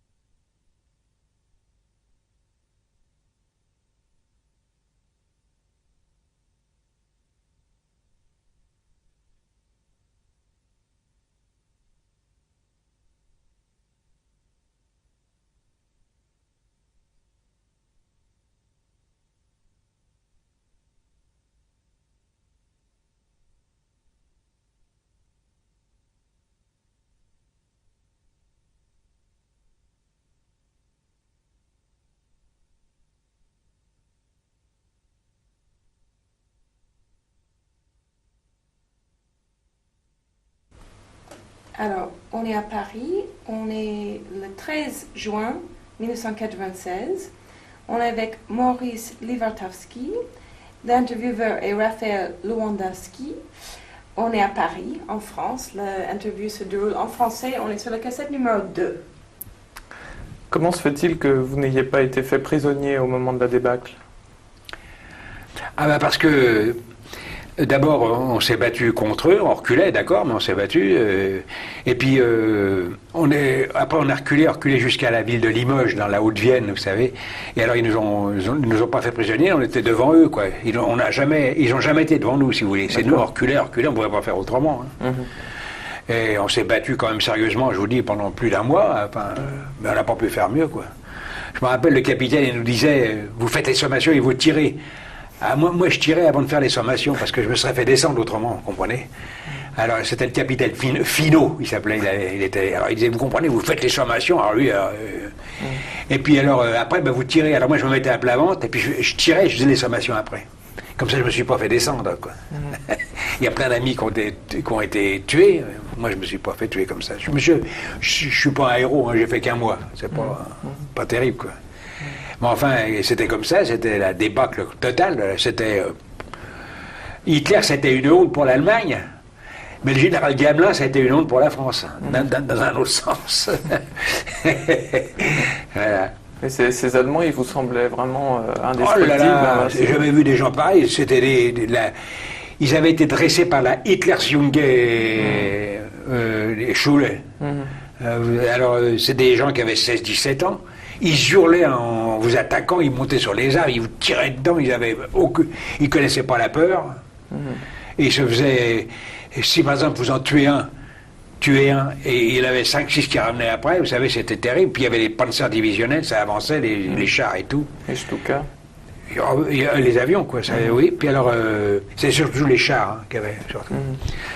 Et puis, des fois, avec des grenades, ils ont réussi... Enfin, moi, je n'ai pas lancé de grenades sur eux, mais il y en a qui en ont lancé. Ils ont arrêté des chars, quand même. Mais enfin, on reculait tout le temps, quoi, c'était pas... Et à Limoges, qu'est-ce qui s'est passé une fois arrivé à Limoges? Alors, j'étais toujours soldat. Alors, je suis resté soldat pendant pas mal de temps, jusqu'à temps que je sois démobilisé. Donc, en fait, quand vous êtes arrivé à Limoges, il y a eu la capitulation, à peu oui, près. mais il y avait quand même une armée de l'armistice, quoi. D'accord. Et moi, j'étais au 6e cuirassier, je me rappelle bien, à Limoges, avec un colonel, là, un type charmant. Et on était habillés en soldats et tout. Puis lui, il a été arrêté par la Gestapo, on ne l'a plus jamais revu, quoi. Alors, ils ont nommé un autre type. Et puis après, comme j'étais dans l'armée, j'ai été démobilisé. Et puis je suis rentré à la caserne de la Visitation, comme un genre de facteur, si vous voulez. Je faisais des liaisons, quoi. Et puis alors, je suis resté un certain temps là-bas. Puis après, il y avait un espèce de colonel Désaubry qui est venu, qui m'a appelé, il m'a dit, mais vous êtes juif, vous? Oh, j'ai dit, vous savez, moi je sais pas, on m'a jamais dit ça. Mais si vous devez être juif, je dis, ah bah, comment vous pouvez savoir si je suis juif? Et comment je peux savoir si vous êtes catholique? Alors il m'a dit, si vous êtes juif, on peut pas vous garder. Je dis, ah bon, bah, si vous pouvez me garder, je vais m'en aller. Et puis alors, il y a une personne qui est intelligente qui était à côté de lui, elle a rien dit, c'est un secrétaire, quoi. Il m'a fait rentrer à la statistique médicale de l'armée. Alors là aussi, j'ai travaillé pendant quelques temps. Puis après, ça a été dissous. Alors je suis rentré chez Gnomérone, comme tourneur. J'avais jamais été tourneur. Hein, moi. C'était un fabricant de motos? Ah bah, Gnomérone, il faisait des moteurs d'avion et Gnomérone, c'était connu. Hein. Des il motos faisait aussi, des motos, oui. Puis il faisait des moteurs, enfin, dans la banlieue de Limoges, hein, à Aix. Et alors, je travaillais là, et c'est à Limoges que j'ai connu mon épouse. Alors, votre épouse, elle venait de où? Alors, elle venait de Paris. Comme quand elle a su ce qui se passait, puis que Paris allait être occupé, elle a fait tout ce qu'elle a pu, elle est partie avec sa famille. Elle est partie en direction de Limoges. Elle était originaire de où? Elle était née mon épouse, elle est née à Varsovie. Elle est née le 13 avril 1919 à Varsovie. Et elle était juive aussi? Elle est juive, oui, oui. Elle est juive, oui. Et vous êtes rencontrés dans quelles conditions? Alors on s'est rencontrés, il y avait un nommé Proutovski, là, qui était tailleur, un type charmant. Il dit, je connais une personne, elle est jolie, elle est charmante, elle est gentille, je voudrais te la faire connaître. Oh, ben, je dis oui, pourquoi pas. Puis c'est comme ça a commencé comme ça, puis ça fait 54 ans que ça dure, quoi. Et vous êtes mariés pendant la guerre? Ah non, longtemps après, quoi. Ah, non. Heureusement qu'elle portait pas le même nom, parce qu'elle aurait été déportée. Hein. Ah, donc elle avait un nom d'emprunt? Elle avait un autre nom, elle s'appelait Corambagère. Corambagère, elle s'appelait. Mais ça, c'était son vrai nom? Corambagère, c'était son nom de jeune fille, quoi. Et ah oui, mais elle avait un faux nom pendant la guerre? Non, elle s'appelait comme ça, mais elle parlait un français impeccable. Régine Corambagère, ils n'ont pas fait attention, ils l'ont pas embêtée. Alors quand ils sont venus la voir chez elle, ils l'ont bousculée violemment. Et puis ils ont dit, les SS, quoi, c'était des SS, quoi. Ils ont dit, toutes les Français, c'est des salopes, elles se marient pas, elles vivent avec des gens, tout ça. Elle était enceinte déjà du garçon que j'ai maintenant. Hein. Et alors, comme elle ne portait pas le même nom, sinon elle aurait été déportée. Hein. Mais est-ce que vous vous êtes fait recenser? Comme juif? Jamais. Jamais. Ni elle. Jamais. Pourquoi? Ben parce qu'on avait du flair, il faut croire qu'on avait du flair. Il n'y avait pas de raison qu'on vous demande d'aller à la mairie, de vous inscrire comme juif, ou comme musulman, où on trouvait ça hors du commun, si vous voulez, quoi. Donc pendant toute la guerre, vous avez gardé votre carte d'identité dans ma famille... avec votre nom? On ne s'est jamais déclaré. Et vos parents, ils étaient restés à Sucy? Ma mère, elle ne s'est jamais déclarée non plus. Jamais. Ça, c'est un bon réflexe qu'on a eu, quoi. De ne jamais se déclarer, parce que tous les gens qui se sont déclarés, la plupart ont été pris, hein, déportés, quoi. Mais vos parents étaient restés à Sucy-en-Brie? Ma mère était restée à Sucy-en-Brie, puisqu'elle s'était arrangée à avoir des papiers comme il fallait. Et puis mon père, lui, partait travailler sur les côtes avec l'organisation Taude, là. Et vous étiez en contact avec eux? Avec mes parents? J'étais en contact pendant pas mal de temps, oui, avec eux. Jusqu'à tant que ça a été possible, quoi. J'étais en contact avec eux, oui. Est-ce que vous aviez pensé les faire venir en zone libre? Non. Jamais, non. J'ai resté là-bas, puis ma soeur m'avait écrit, elle me disait que... elle m'expliquait à mots couverts, quoi, que le nécessaire avait été fait, et qu'ils avaient les papiers en règle, et qu'ils n'avaient pas de problème, quoi. Et comme personne n'a cherché à les dénoncer à Sucy-en-Brie, hein, personne. Il n'y a pas eu de personne pour les dénoncer. Hein. Les gens... étaient très... Enfin, c'était des gens ayant le sens des réalités, quoi. La plupart, en tout cas. Et à Limoges, il y avait beaucoup de réfugiés? À Limoges, il y avait beaucoup de réfugiés, oui. Énormément. Et beaucoup de personnes d'origine juive? Beaucoup, oui. Mais ce qu'il y a, c'est que... il y en a beaucoup qui ont été pris là-bas, parce que c'était un carrefour de la résistance. C'était un fief du colonel Guingouin, ancien instituteur, qui était à la tête, après, quoi, de 20 000 maquisards, FFI, FTP et d'autres encore. Et il avait le grade de colonel. Il a eu toutes les décorations possibles et imaginables. Et c'était un simple instituteur. Mais c'était un résistant hors du commun. Sa tête avait été mise à prix. Ils n'ont jamais pu le prendre. Il dormait jamais à la même place. Enfin, c'était vraiment une armée qui a fait du mal aux Allemands. Des convois qui sautaient, des lignes de chemin de fer qui sautaient, des locomotives, des assassinats, des tueries. Après, on prenait des otages. Ils étaient fusillés dans la prison même de Limoges. Qu'est-ce que vous pensiez de tout ça, vous? Ben, je pensais qu'il fallait pas se laisser faire. Et puis, je pensais aussi qu'il fallait peut-être pas trop s'engager parce qu'on aurait été pris, puis on aurait été écartelé et fusillé, quoi. Mais enfin, on était plutôt pour tous ces gens-là, quoi. Mais par exemple, qu'est-ce que vous pensiez du fait qu'il y ait en contrepartie des arrestations, je pensais des prises d'otages? Je pensais que c'était un système dangereux. Puis je pensais aussi que comme on n'avait pas été... Moi, j'allais souvent travailler à la campagne, j'allais faire les vendanges, pas les vendanges, j'allais arracher... Vous savez, quand c'était la moisson, je veux dire. Quand c'était la période des moissons, j'allais à la campagne, je connaissais beaucoup de monde. Il y avait une personne qui avait été prisonnier avec mon frère qui était rentré avant, alors j'allais chez lui, c'était un cultivateur. Puis je ramenais du ravitaillement, tout ça, enfin j'allais travailler là-bas, quoi, beaucoup. Et pendant toute cette période, vous étiez à Limoges, vous n'avez pas été inquiété, vous n'avez pas été arrêté? J'étais arrêté si, à un moment j'étais arrêté, quoi. J'étais arrêté quand je travaillais chez Gnomeroun. Mais... Arrêté pourquoi? Eh ben voilà, c'est ce qui m'a trompé, c'est que on est venu me dire qu'on me demande au bureau, quoi. On m'a pas dit qui c'était. C'était la Gestapo. Hein. Alors j'ai été pris comme ça, puis c'est là que qu'a commencé le calvaire, quoi. Auparavant, avant cette arrestation, vous n'aviez pas eu d'inquiétude? J'avais pas eu d'inquiétude, non. Non, parce que personne ne savait que j'étais juif. J'avais une carte d'identité de français, j'avais pas de problème. Vous aviez un travail? Je travaillais chez Gnomeroun, oui. J'étais déclaré et tout, pas de problème. Vous viviez avec votre future femme, ou comment ça se passait? On vivait ensemble déjà, oui. On s'était connus en 42. Hein. En 42? 42, oui. Et elle, qu'est-ce qu'elle faisait? Eh ben elle s'occupait du ravitaillement. Il y en a plein des gens qu'elle connaissait, qui lui disaient de venir chez eux, tout ça. On s'amuse bien, tout ça. Mais enfin, elle a toujours fait très attention. Elle était très réservée sur toutes ces choses-là, quoi. Et puis alors, après, j'ai été arrêté. Vous m'avez dit que vous aviez participé à la fabrication de faux papiers. Ah oui, je faisais des faux papiers. C'est-à-dire que, voilà, j'étais bien avec une personne là, qui était bien avec la mairie.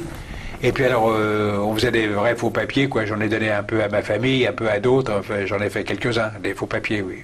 Et vous savez comment cette personne elle faisait? Elle les volait? C'était un nommé Hervigo. Non. C'était Hervigo, c'était un maître tailleur dans l'armée. Et il était bien avec la mairie, lui. Il connaissait beaucoup de monde à la mairie. Alors c'était des vrais faux papiers grâce à lui, quoi. Alors on payait 25 francs pour le timbre, et puis c'est tout, quoi. Moi, j'en faisais pas un commerce, j'ai jamais gagné d'argent avec ça, quoi. Vous serviez juste de relais? Je servais de relais, oui, avec lui. On était d'accord tous les deux. Et puis on a fait des faux papiers pour plusieurs personnes, quoi. Mais en dehors de ça, vous n'avez... Des vrais faux papiers, hein. Oui. En dehors de ça, vous n'avez pas pensé vous engager dans un mouvement de résistance? Non, c'est-à-dire, vous savez, j'étais occupé parce que avant de... C'est-à-dire, voilà, j'avais des occupations, j'ai toujours eu du travail. Et puis, avant d'être démobilisé, j'ai oublié de vous le dire, mais j'étais dans un centre de remonte des chevaux. Alors, je m'occupais de chevaux avec un nommé Zisler, c'est un féru, un bon cavalier. Et alors, on s'occupait de tout ce qui concernait les chevaux. J'allais livrer les chevaux dans la banlieue de Limoges, je partais à cheval, je revenais par le train, vous savez. J'étais toujours très très occupé, quoi. Alors j'ai pas été contacté par la résistance, quoi. Mais si j'avais été contacté, je serais peut-être rentré dans la résistance, ça s'est pas présenté, quoi.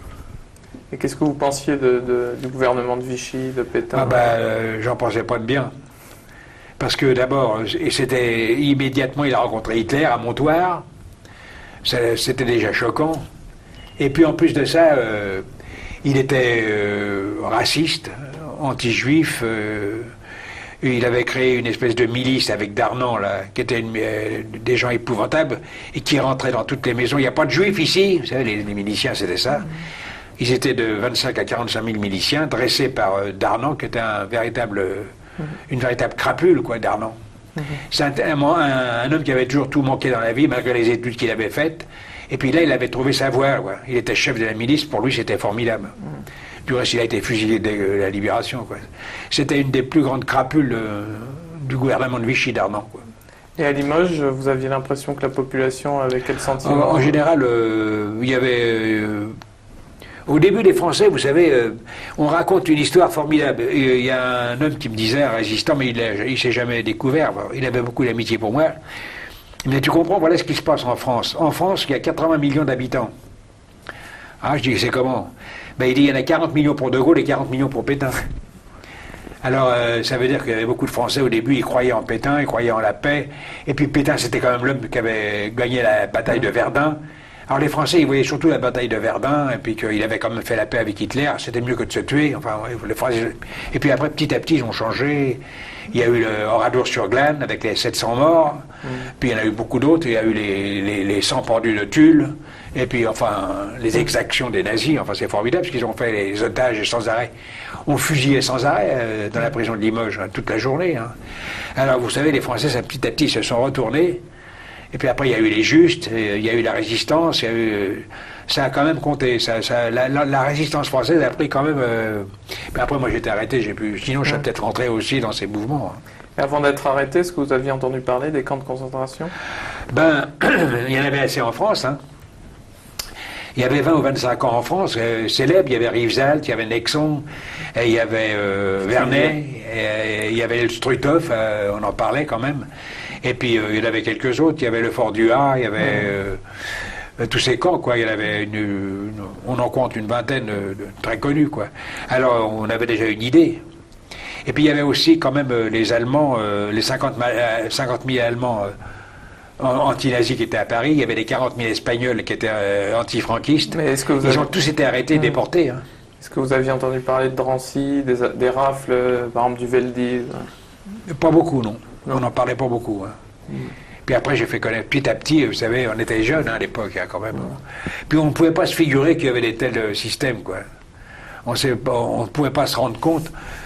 La plupart des gens à l'époque, à 90%, ne se rendaient pas compte de la situation, hein, au début. Hein.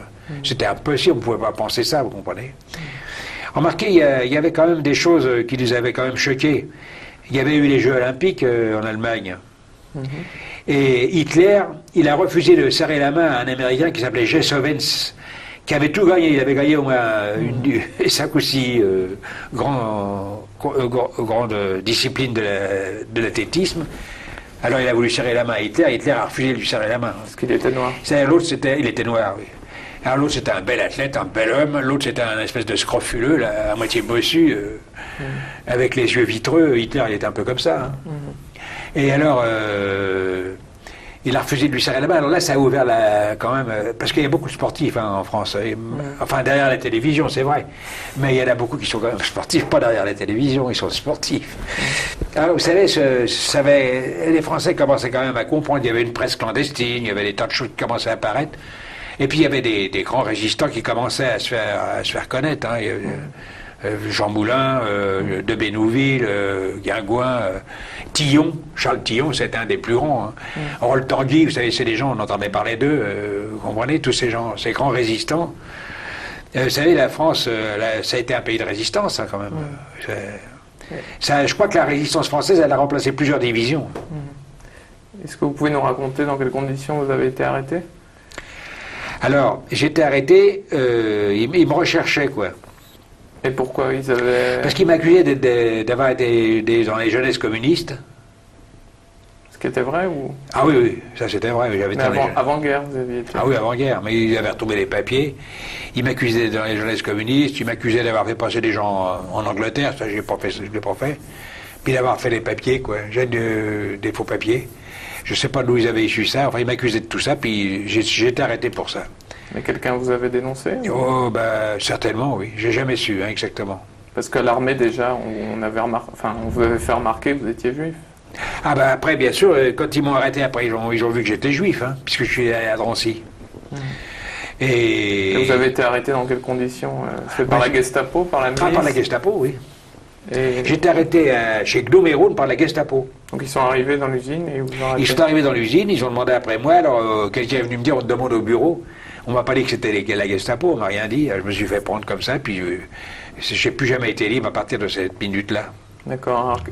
Est-ce qu'on peut reconstituer de façon chronologique ce qui vous est arrivé après cette arrestation? Alors, quand j'ai été arrêté, ils m'ont amené immédiatement à la prison de Limoges. Je suis resté 15 jours à la prison de Limoges. Dans quelles conditions d'internement? Dans une prisonnier, quoi.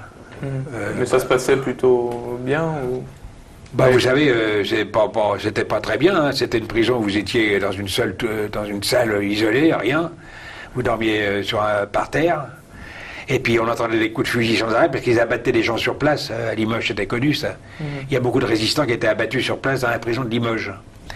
Et puis alors, il y a mon frère qui était là, le plus jeune, et ma femme. Enfin, on n'était pas mariés, mais c'était déjà mon épouse, quoi. Dans le fond, ma compagne, si vous voulez. Enfin. Ils sont allés à la Gestapo qui était juste en face. C'était la prison du Champ de Foire. Et la Gestapo était juste en face. Alors ils sont allés là-bas à la Gestapo, puis ils sont tombés sur une âme compréhensive qui parlait bien le français. Il dit, ne revenez jamais ici, sauvez-vous, ne revenez jamais.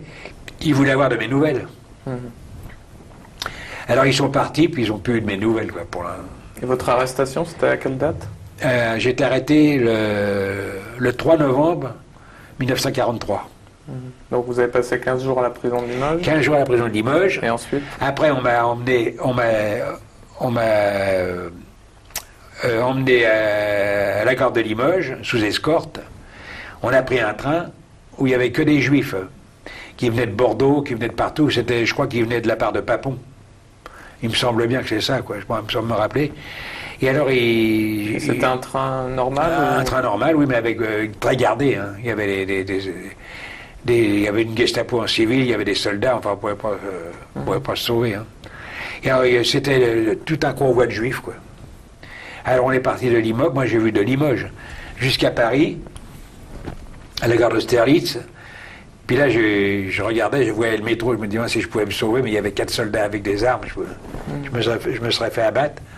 Alors, je suis resté 3 mois et demi à la prison de Fresnes. C'était un enfer, cette prison de Fresnes. Vous pouvez la décrire? Dans la banlieue parisienne. Alors... Pourquoi vous avez dit que c'était un enfer? Parce que tous les matins, il y avait des otages qui partaient, de bonne heure le matin. Alors il y en a qui chantaient l'Internationale, suivant les convictions, d'autres qui chantaient la Marseillaise, suivant les convictions, toujours. Et ils partaient soit au Mont-Valérien, soit à Romainville ou ailleurs pour être fusillés, quoi. Alors ils étaient pris au hasard. Ça aurait pu être moi, un autre et tout ça. C'était ce qu'on appelait des otages. En réponse à des actes... des actes parce qu'il y avait un colonel qui avait été tué, un général ou un convoi qui avait sauté. La résistance était active, hein, c'est quand même. Donc on prenait des prisonniers? Au hasard, oui, des otages qu'ils appelaient. Enfin, moi, j'ai jamais été pris parce que je suis là, vous voyez bien. Et alors, on était à 4 dans une cellule. Il y avait un intellectuel polonais qui était là, qui parlait un français impeccable. Il disait, on n'a pas fini d'en voir avec eux, c'est des criminels, des assassins, c'est des gens épouvantables. Ils vont détruire l'Europe. Je ne me rappelle pas son nom. Enfin, c'était un intellectuel polonais, Stalinski, un nom comme ça. Enfin, c'était un type charmant. Il y avait un Roumain qui était cultivateur dans Lyon, qui avait été aussi arrêté. On l'accusait d'avoir aidé la résistance. Et lui, il recevait des colis, c'était le seul. Et puis, il y avait aussi un nommé Lafouasse. Alors lui, il était cultivateur près des Tempes. C'était un gros cultivateur. Et lui, alors, il me disait, je dis pourquoi il été arrêté? Alors il me disait, j'étais arrêté parce que je recevais des parachutages des Anglais pour la résistance, quoi. Et avec son fils, il a été arrêté. Alors lui, il m'avait donné pas mal de bons conseils. Il m'a dit, si un jour tu es interrogé par la Gestapo, tu fais l'imbécile. Tu verras, c'est ce qui réussit le mieux avec eux. Parce que pour l'instant, vous n'aviez pas du tout été interrogé? Pour l'instant, je n'avais pas été interrogé encore. Et j'allais l'être maintenant. Alors il m'a dit, tu comprends, si jamais tu es interrogé, parce que moi j'ai été interrogé souvent, je connais. Alors si jamais tu es interrogé, tu fais l'imbécile. Par exemple, si tu connais bien le football, tu parles de football. On te met un coup de poing dans la figure, tu parles de football. On te met une claque, tu parles de football. On te met dans la baignoire, tu parles de football. Et comme ça, évidemment, que tu es un parfait abruti, puis ils te laisseront tranquille. Et avec eux, c'est ça, tu comprends, c'est des gens qui connaissent que l'école du crime, ils connaissent pas autre chose. Mais le sport, ils ont entendu parler quand même. Alors, il s'appelait Lafouasse. J'ai écouté, quoi. Et puis quand j'ai été interrogé par la Gestapo, la rue des Saussets à Paris, alors ça durait, c'était des interrogatoires pénibles. On avait le droit à la baignoire, on avait le droit à des électrodes, on avait le droit à des coups de nerfs de bœuf, Et puis, au fond, on voyait des femmes toutes nues, qui étaient des résistantes, des jeunes. Il les torturait, il leur mettait des coups de marteau sur les ongles, il les mettait dans la baignoire, il leur mettait des aiguilles dans les seins, vous savez, les piques, enfin des choses épouvantables. Elles hurlaient, les femmes. Il y avait un nommé Pierre Brosselette, qui était un grand résistant, un homme de grande culture. Lui, pour ne pas être interrogé, il s'est jeté du 5e étage par la fenêtre, là-bas, rue des Saussets. Pierre Brosselette. C'était un homme charmant, ce type-là. C'était un humaniste, pour les droits de l'homme. C'était un franc-maçon, même. C'était un type remarquable, Brosselette. Il y a des rues partout, Pierre Brosselette, maintenant. Et alors moi, ils m'ont interrogé 2 fois de suite. Parce qu'ils ont voulu voir si ça correspondait. Mais quand je sortais de là-bas, pendant 3 semaines, je pouvais ni rester debout, ni m'asseoir, ni me coucher, tellement j'étais... Comme on dit vulgairement en français, j'en avais pris plein la gueule, quoi.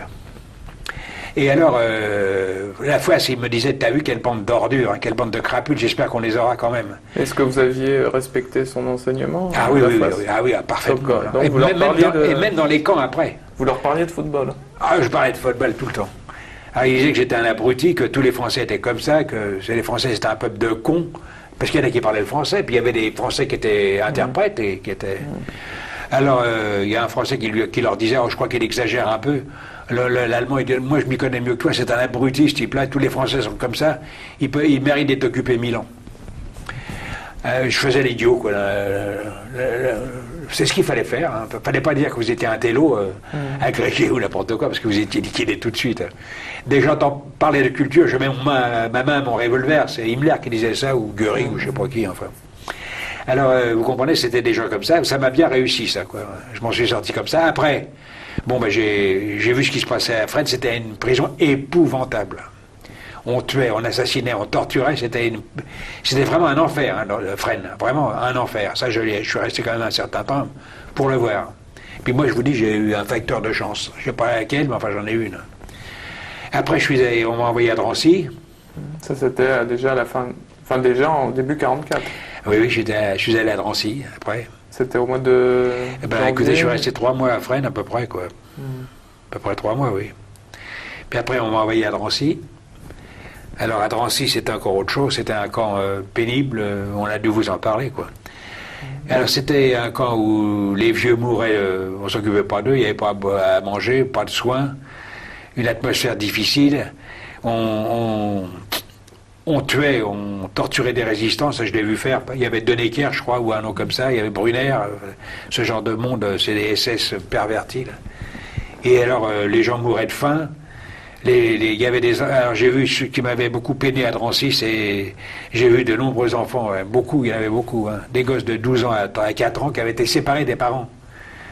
C'était à Pithiviers, je crois, Baume-la-Rolande, ils avaient été séparés des parents. Alors on voyait des gosses de 10-12 ans qui donnaient la main à des petits de 3-4 ans, et puis ils les aidaient, ils faisaient ce qu'ils pouvaient, quoi. Et puis alors j'étais nombreux, j'étais beaucoup. C'est ce qui m'avait le plus touché à Drancy, moi, personnellement.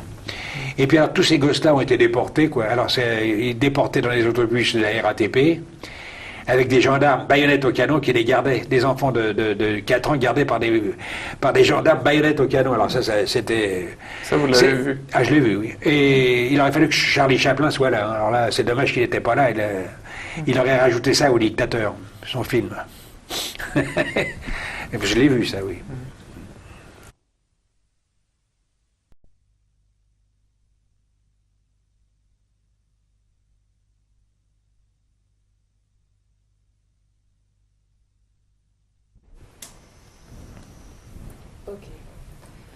On est à Paris, c'est le 13 juin 1996. On est avec Maurice Livatowski, l'intervieweur est Raphaël Lewandowski. On est à Paris, en France. On est sur le cassette numéro 3. Vous êtes resté plusieurs semaines à Drancy. Oui. Et qu'est-ce que vous faisiez quotidiennement? Différentes corvées, quoi. On avait des chefs, ça commençait déjà comme dans les camps, vous savez, il y avait des chefs qui étaient mieux vus que d'autres, quoi, si vous voulez. Enfin, il y avait des chefs eux-mêmes détenus? Des détenus, oui. Mais enfin, vous savez, les Allemands, ils avaient une tendance à faire ce que les gens s'entrebattent, quoi. Ils avaient une tendance, ça, ils avaient été dans les bonnes écoles pour ces choses-là, quoi. Et alors, on faisait différentes corvées, quoi. Alors, la nourriture, transporter des matelas, des sommiers, emmener des gens à l'infirmerie, les morts. On s'était déjà occupé de quelques morts qu'on avait mis ailleurs. Enfin, on avait des occupations comme ça, quoi, toute la journée, quoi. Et vous aviez sympathisé avec des gens? Alors, on avait sympathisé avec quelques personnes, quoi, mais vous savez, oui, on a sympathisé, mais enfin, on ne peut pas dire qu'il y a eu des sympathies chaleureuses, parce que l'atmosphère n'y était pas, hein, quand même.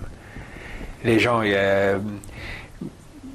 vous savez, on a quand même une auto-protection personnelle. Les gens pensaient d'un seul coup d'avoir été dans un monde normal, puis de rentrer dans un univers pareil. Ça vous coupait beaucoup de possibilités de réflexion, au début en tout cas. C'était un peu une douche froide, quoi. Il fallait que les gens récupèrent. Ça venait à la longue, quoi. Mais on ne peut pas dire qu'on avait beaucoup de contacts à Drancy du point de vue humain, quoi. Et après, tout à l'heure, vous parliez d'une ah oui, il y avait femme. une dame, une jeune fille, là, c'était une juive. Je crois qu'elle était d'origine anglaise, je sais pas, enfin. Alors quand on allait partir déjà dans les autobus, là, ça m'est toujours resté, elle nous a chanté impeccablement la Aïli Shemameh, vous savez. Ça a touché tout le monde, ça, tous les gens qui partaient. D'abord, c'était une bonne chanteuse. Elle la chantait entièrement, alors c'est une chose qu'on n'a jamais oubliée, hein, ça c'est formidable, il y a des choses qui vous restent comme ça. Moi, ça m'avait beaucoup touché, quoi. Ensuite, on est parti. Alors, ils nous ont fait monter dans les autobus, toujours de la RATP, avec des gendarmes, les gardes mobiles, avec des baïonnettes au canon. Et on est parti à Bobigny. C'est où c'était la gare de transit pour la déportation sur Auschwitz. Mais nous, on ne savait pas où on allait, on ne savait rien. Vous ne saviez toujours rien? On ne savait rien, non. Quand on demandait à des jeunes gens, où est-ce qu'on va là, ils disaient qu'on allait à Pichipoy. Tout le monde sait ça, alors Pichipoy, c'est nulle part. Vous racontiez quelque chose quand même? Ah oui, on parlait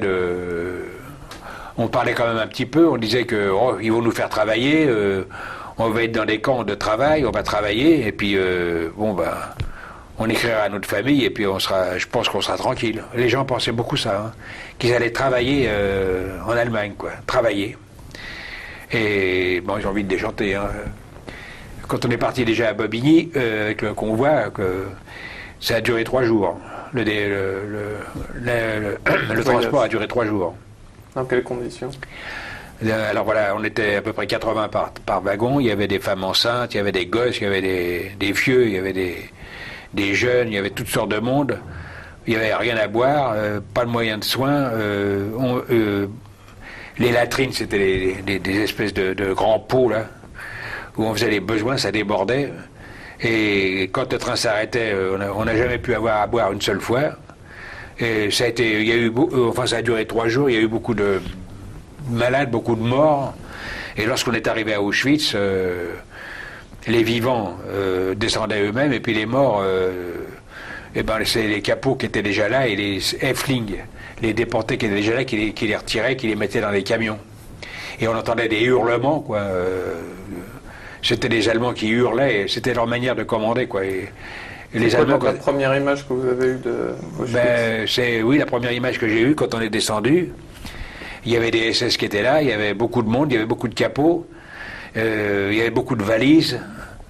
Et il y a tout de suite eu quelqu'un... il y a eu un médecin tchèque. Je ne me rappelle pas de son nom. Enfin, c'est un type qui m'a dit « T'es français, toi ?» Alors je dis « Oui ».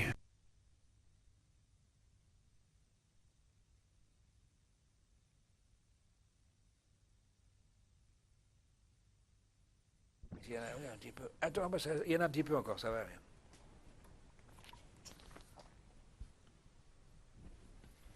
C'est quoi le mot que vous utilisez? Capot? Capot. Capot, je connais KAPO. C'est un chef. Vous aviez les capots, les Vorarbeiter, les Blocketester, les Stubedienst.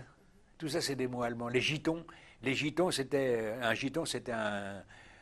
c'était des homosexuels, presque tous les capots, vous savez. Alors, ils avaient affaire à des petits gitons, quoi. Alors, ils étaient grattés et tout, puis ils dénonçaient surtout. Ils servaient à dénoncer un peu partout tout ce qui se passait dans le camp. C'était ça. Et pourquoi ça avait tendance à être des homosexuels qui étaient Ben, il n'y avait pas de femmes. Et puis, vous savez, ils avaient une tendance à être homosexuels. Ils avaient des 10 ans de camp, 12 ans de camp. Alors, ils étaient devenus homosexuels. Ah oui, enfin, ça peut... On est le 13 juin 1996. On est avec Maurice Livartowski et Raphaël Lewandowski fait l'entretien. On est à Paris, en France. On est sur le 4e cassette. Vous m'avez dit que vous avez été donc transféré aux cuisines de Buna-Moldavitz. Oui, pas tout de suite. J'ai travaillé d'abord dans les câbles commandos parce qu'ils ne pouvaient pas me faire rentrer tout de suite aux cuisines. Hein. C'était une organisation secrète. Vous savez, moi je ne la connaissais pas entièrement. C'est impossible. Mais enfin, j'ai bien vu quand même qu'ils me prenaient en considération. J'allais dans le bloc qui était surarmé là, une fois par semaine. On était une douzaine, dont moi. On pensait qu'on prendrait le camp par la force. Ça n'a pas été fait malheureusement. Et puis en plus de ça, je voyais bien, par exemple, Primo Levi, là, qui a écrit beaucoup de livres de grande valeur, qui était un type très intelligent, un chimiste. Ils l'ont fait rentrer dans une maison de chimie, quoi, dans un laboratoire, je veux dire. Et enfin, moi je le connaissais pas, mais enfin, j'ai connu ses livres après. Mais enfin, il s'est suicidé. Là, vous voyez, donc il s'est jamais remis des camps, quoi, parce que il y en a eu beaucoup. Il n'a pas été le seul. Enfin, il y en a eu d'autres. Vous-même, vous avez été donc transféré à l'usine. À la cuisine, pardon. Pour en revenir à quelque chose, là, en parlant de suicide, là, une fois, je me trouvais à Yavichowitz, là, et puis je vois un type qui passe devant moi. Maurice, j'en ai marre. Je vais me mettre sur les fils de fer barbelés. C'était électrifié. Hein. Je lui dis, écoute, moi j'allais prendre une douche. On prenait des douches, on était noirs comme du charbon, puisqu'on travaillait dans les mines. Alors il me dit, je lui dis, écoute, moi je vais te donner un conseil, n'y va pas. Parce que tu vois les miradors qu'il y a là-bas, ce sont des tireurs d'élite, ils vont te blesser, ils tirent bien, et pendant 3 semaines tu vas souffrir et tu vas crever comme un chien. N'y va pas. Il m'a écouté, il n'est pas allé, et il est revenu vivant en France. Ça c'est formidable. Hein. Alors un jour on s'est rencontrés place de la Concorde, il m'a sauté dessus, il m'a embrassé, ils sont fous ces gens-là, ils ont dû se dire ça. Et puis il s'en est sorti grâce à moi celui-là, un mot. Comme quoi, des fois, la vie, ça ne tient pas à grand-chose, hein, entre parenthèses, quoi. Alors, pour en revenir à Monowitz, ensuite, je suis rentré, on m'a fait rentrer aux cuisines. Alors, on était 2. Il y avait un nommé Razinski qui vit actuellement, qui était en France, il est là, et il y avait moi. Alors, voilà. Quand je suis rentré aux cuisines, j'ai eu affaire à un capot qui avait 10 ans de camp, un Allemand arien. On aurait eu un bel homme, il avait 10 ans de camp, c'était un ancien communiste, sûrement. Et puis il s'appelait Z. Alors il m'avait simplement dit, écoute, moi tu comprends, je vois rien ici, hein, mais si jamais tu te ferais prendre, je serais forcé de te liquider. Ça, je te dis tout de suite, fais bien attention à ce que tu feras. Et faire quoi? Eh bien tous les jours, il fallait que je vole de 30 à 50 litres de soupe dans les chaudières, là. Moi j'en mangeais un peu, ça m'a sauvé la vie. Hein. Et puis je la mettais dans un coin. Et ce nommé Razinski, qui était malade et tout, pleurésie, je ne sais pas comment il faisait, il prenait cette soupe, il allait la porter à des malades. Tous les jours. Hein. J'ai fait ça pendant 2 mois et demi. Chaque jour, vous en Ah oui, je valais de la soupe, avec un bouteillon. Le capot, il me voyait bien, mais il faisait semblant de ne pas voir. Et quand il y avait des SS qui passaient, je faisais rien. Hein. J'étais bien organisé. Et puis moi je mangeais pas mal, alors j'ai repris des kilos et tout, ça m'a sauvé la vie, quoi. Et puis lui, il a sauvé je sais pas combien de vies humaines, ouais. C'est incroyable ce qu'il a sauvé comme vie humaine, ce Razinski, avec moi, quoi. Parce que lui, il distribuait la soupe à des gens qui connaissaient, quoi. Jamais il s'est fait... Il n'a jamais été pris, moi non plus. Alors, on peut dire qu'on a vraiment... Je vous dis, j'avais une étoile, je sais pas laquelle, hein. Mais j'en avais quand même une dans les camps, parce que déjà pour revenir, enfin, et en se conduisant toujours correctement. J'ai jamais volé une ration, j'ai jamais volé un bout de saucisse, j'ai jamais rien volé à personne, même pas une cuillère, rien. Je me suis toujours conduit comme un homme, quoi, correctement. J'étais pas devenu un animal. J'étais resté un homme. Mais pourquoi? Parce que à mon avis. Vous aviez une morale, Moi, j'avais une morale. Une croyance oh non, c'était pas une croyance. Je suis plutôt laïque, hein, moi. Oui, mais une croyance politique j'étais partisan des droits de l'homme, du respect de l'autre, du droit à la différence, d'une certaine sagesse. Je me disais déjà que la sagesse préside à la construction de notre édifice, et des choses comme ça, quoi. J'étais un peu philosophe. J'avais été à l'école avec Joliot Curie et tout ça, j'avais appris beaucoup de choses avec Paul Hitzer. Donc vous rattachiez très fortement à ça. Oui, j'étais resté quand même correct. Hein. Je volais de la soupe dans les... Mais ça, c'était normal, puisque j'en faisais. Hein. C'est normal que je me serve. Mais enfin, on a sauvé de nombreuses vies humaines avec ça. Puis après, il y a eu la débâcle. Alors, mais j'avais connu beaucoup de monde. Alors, j'avais connu le professeur Wetz aussi, de la faculté de médecine de Strasbourg. Alors, lui, c'était un type extraordinaire, parce que il était dehors, là, il avait des médicaments, je ne sais pas comment il les avait, enfin, il avait des possibilités, il se débrouillait bien, puis on le respectait un peu, parce que c'était quand même un professeur. C'était quand même un type connu, le professeur Wetz. Je parlais souvent, quand on avait le temps, je parlais avec lui, discutais. Puis il avait pris sous sa protection un peu Young Perez, ancien champion du monde de boxe, Nakache, recordman de France de natation. Il les aimait bien, puis moi je les connaissais. Hein. Nakache, c'était une figure de Monowitz. Monowitz, Nakache, Young Perez aussi, ancien champion du monde. Un Tunisien, quoi, d'origine tunisienne. Ils étaient là, quoi. Et alors, je parlais avec lui, alors, il était pessimiste un peu, Wetz. Alors, je lui ai dit, écoute, je vais te raconter une histoire, mon vieux. Toi, tu es professeur, moi, je suis tapissier, hein. Mais il dit, que ça n'a rien à voir. Il dit, bon, tu peux quand même écouter. Ah oui, avec plaisir. Quand j'étais gosse, moi, j'habitais à la campagne. Il y avait des monticules de fourmis. Avec mes pieds, j'essayais de les écraser, j'arrivais jamais à tuer toutes les fourmis. Ben eux non plus, ils nous tueront pas tous. Ah, il dit ça, c'est à retenir peut-être. En fin de compte, c'était vrai. Hein. On s'en est sorti quelques-uns. Donc il n'y avait pas que la chance, il y avait aussi, le réalisme. Puis l'envie de s'en sortir. Puis l'envie de s'en sortir. Et alors une fois, j'ai fait connaissance d'un juif allemand qui s'appelait Lutz. Mais c'était un ancien journaliste, mais alors vraiment un puits de connaissances. Hein. Il avait des connaissances sur l'affaire Dreyfus, sur n'importe quoi. Il était au courant de tout ce qui s'était passé en France. Il pouvait vous parler de tout ce qui s'était passé en France mieux que moi. De ce que Montesquieu avait fait, de ce que Victor Hugo avait fait, Montaigne, les mauvaises conduites de Montaigne, il les connaissait, que c'était un ancien juif converti au catholicisme. Il me racontait ces trucs, ce Lutz, là, il était formidable, ce type. Et puis un jour, il y avait un orchestre qui jouait, vous auriez vu cet orchestre, il jouait du Beethoven, du Mozart, enfin moi je suis pas un grand musicien, hein, mais je me rappelle, ça m'avait marqué quand même. Pendant que vous alliez au travail? Non, pendant que je parlais avec lui des fois, ça m'arrivait, j'avais eu un petit peu de repos avec lui, là, ce Lutz. Et puis alors un jour, il pendait deux personnes, là, à Monowitz, il pendait deux personnes, là. Je lui dis, mais qu'est-ce qu'il pourrait les pendre? Alors il pendait deux personnes, il y avait un orchestre qui jouait de la musique, et moi je parlais avec lui, en même temps. Alors, je lui dis, mais qu'est-ce qu'ils font là pour ils le pendent? Il dit, écoute, t'occupe pas de ça, c'était des francs-maçons, ils ont été trop bavards, ils ont trop parlé, et c'est pour ça qu'on les pend. Ah, tu comprends, ici, il faut savoir fermer sa gueule, quoi. Il faut faire attention à ce qu'on dit, toujours, il y a toujours des... Tu crois que personne t'écoute, puis il y a toujours qui t'écoute, et j'étais bien avec lui, et ce Lutz, il est venu me voir en France, hein. Il est venu me voir en France, mais malheureusement, il est mort quelques temps après, il avait fait 12 ans de camp. Il s'en est pas sorti. Mais Razinski, dont je vous ai parlé, il le connaissait bien aussi, il l'avait aussi à Paris, quoi.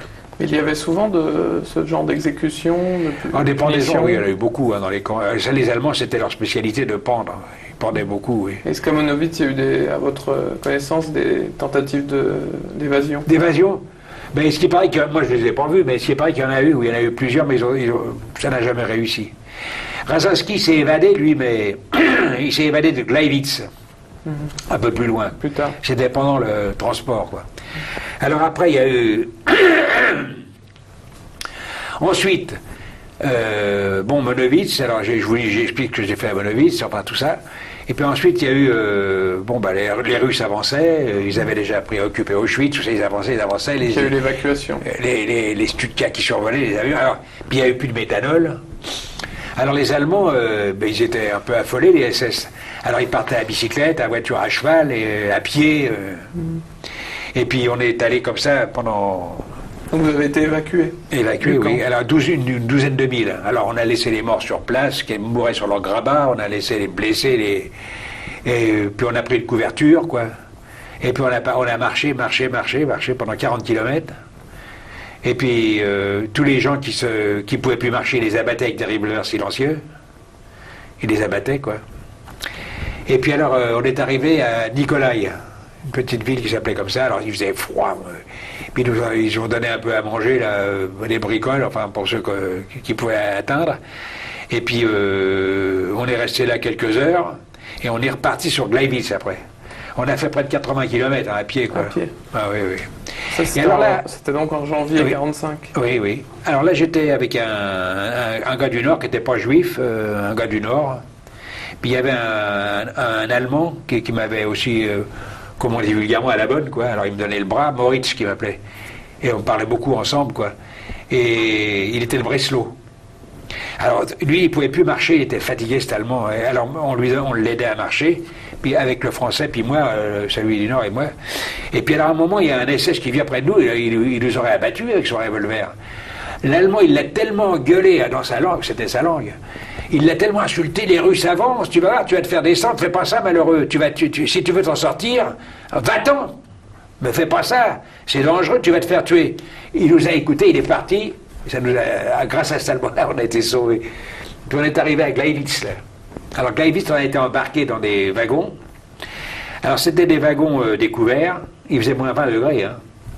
Ils nous ont donné un peu à manger, du pain, un bout de saucisson de chien, un peu. Et puis pendant plusieurs jours, après, on n'a plus jamais rien mangé. Et alors on est passé par la Tchécoslovaquie, on est passé par Leipzig, on est passé par d'autres pays. Il y en a qui sont allés sur Bourrel. Moi, je suis allé sur Dora. Et alors, je me rappelle, il y avait Korman Borchetsky qui était avec moi, il me donnait des petits cachets qu'il m'a donnés pour couper la faim, quoi.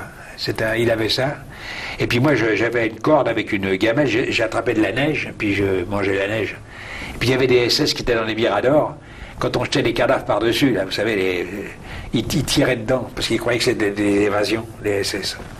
Alors on est passé à Leipzig, on est passé à d'autres villes, là, c'est noté là-dedans, là.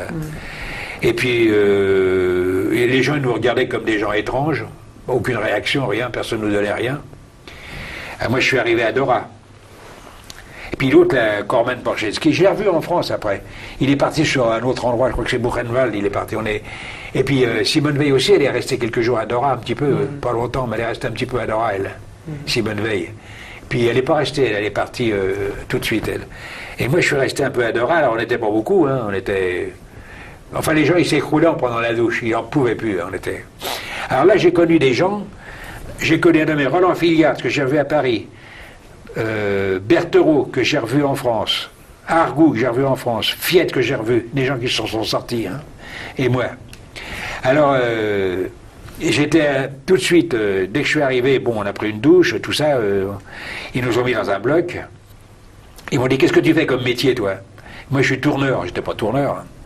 Alors, Roland Filiat, là, qui a été aussi à Dora, comme j'étais bien avec lui, il m'a appris à tourner toujours la même pièce, vous savez, pendant 2-3 heures, de tourner toujours la même pièce, et bien de la tourner, parce que si on loupait une pièce, on pouvait être pendu, parce que c'était du sabotage. Alors je dis que j'étais Dreher, quoi. Dreher, c'est tourneur. Alors je travaillais dans un endroit, il y avait un nommé Gabi qui était à côté de moi, il habite à Vichy, lui, mais enfin lui, il n'est pas en bon état, quoi. Et puis je suis resté comme ça pendant pas mal de temps. Puis à un moment, il y a Fiette qui vient me trouver, et c'était un Auvergnat, lui. Viens Maurice, qui me dit, viens, on va aller voir les pendus du tunnel, tu verras comment que c'est. J'aurais pas dû y aller, remarquez. Enfin, je l'ai écouté, Filiat, il n'a pas voulu venir. On est allé voir 18 pendus, là, qui avaient été pendus parce que pour sabotage, dans le tunnel. Dans le tunnel, parce que on travaillait dans un tunnel, vous savez. Ils faisaient la V1 et la V2 qu'ils envoyaient sur les Anglais. Et c'était dans la montagne du Harz. Et alors, c'était un tunnel immense, et on ne pouvait pas le bombarder. Et quand il y avait du sabotage, ils pendaient les gens dans le tunnel, quoi. Alors, je me rappelle, il y avait une fille qui s'était un peu évanouie, là. Le SS lui a mis 2 claques dans la figure, c'était une Allemande, c'était une secrétaire. Comment l'Allemagne se défend et tu t'évanouis, salope? Oui, voilà l'atmosphère, quoi. Et puis alors, après, j'ai continué jusqu'à la fin, et à un moment, j'ai vu... Ah oui, il y a un Russe qui s'est évadé, je ne sais pas comment il a fait. Alors, ils avaient peur des Russes, hein, les Allemands. Alors ça, ils en avaient une peur. Il y a un Russe, il a tué un SS, de sa grandeur. Je ne sais pas comment il a fait pour emmener un couteau. Il a mis un couteau quelque part, il l'a caché, il l'a tué. Il a pris son uniforme, son revolver, il s'est évadé, on ne l'a jamais retrouvé. Et le lendemain, ils ont pendu 10 Russes. Et les Russes, ils ont tué 10 chiens. Alors voilà comment je ne sais pas comment ils faisaient. Ils arrivaient à prendre un chien, un berger allemand, il lui attrapait la gueule, il lui tordait la gueule, et le chien était fichu. Alors quand les SS voyaient ça, qu'on tuait tous les chiens, ils ont arrêté de tuer les Russes. Ils avaient une peur bleue des Russes, ils attaquaient les corvées de soupe, ils étaient terribles, les Russes. Un mépris total de la mort. Mais à côté de ça, j'en ai trouvé quelques-uns qui parlaient bien le français des Russes, et qui m'ont parlé dans un français impeccable de la France en général, de ce qu'ils pensaient de la France,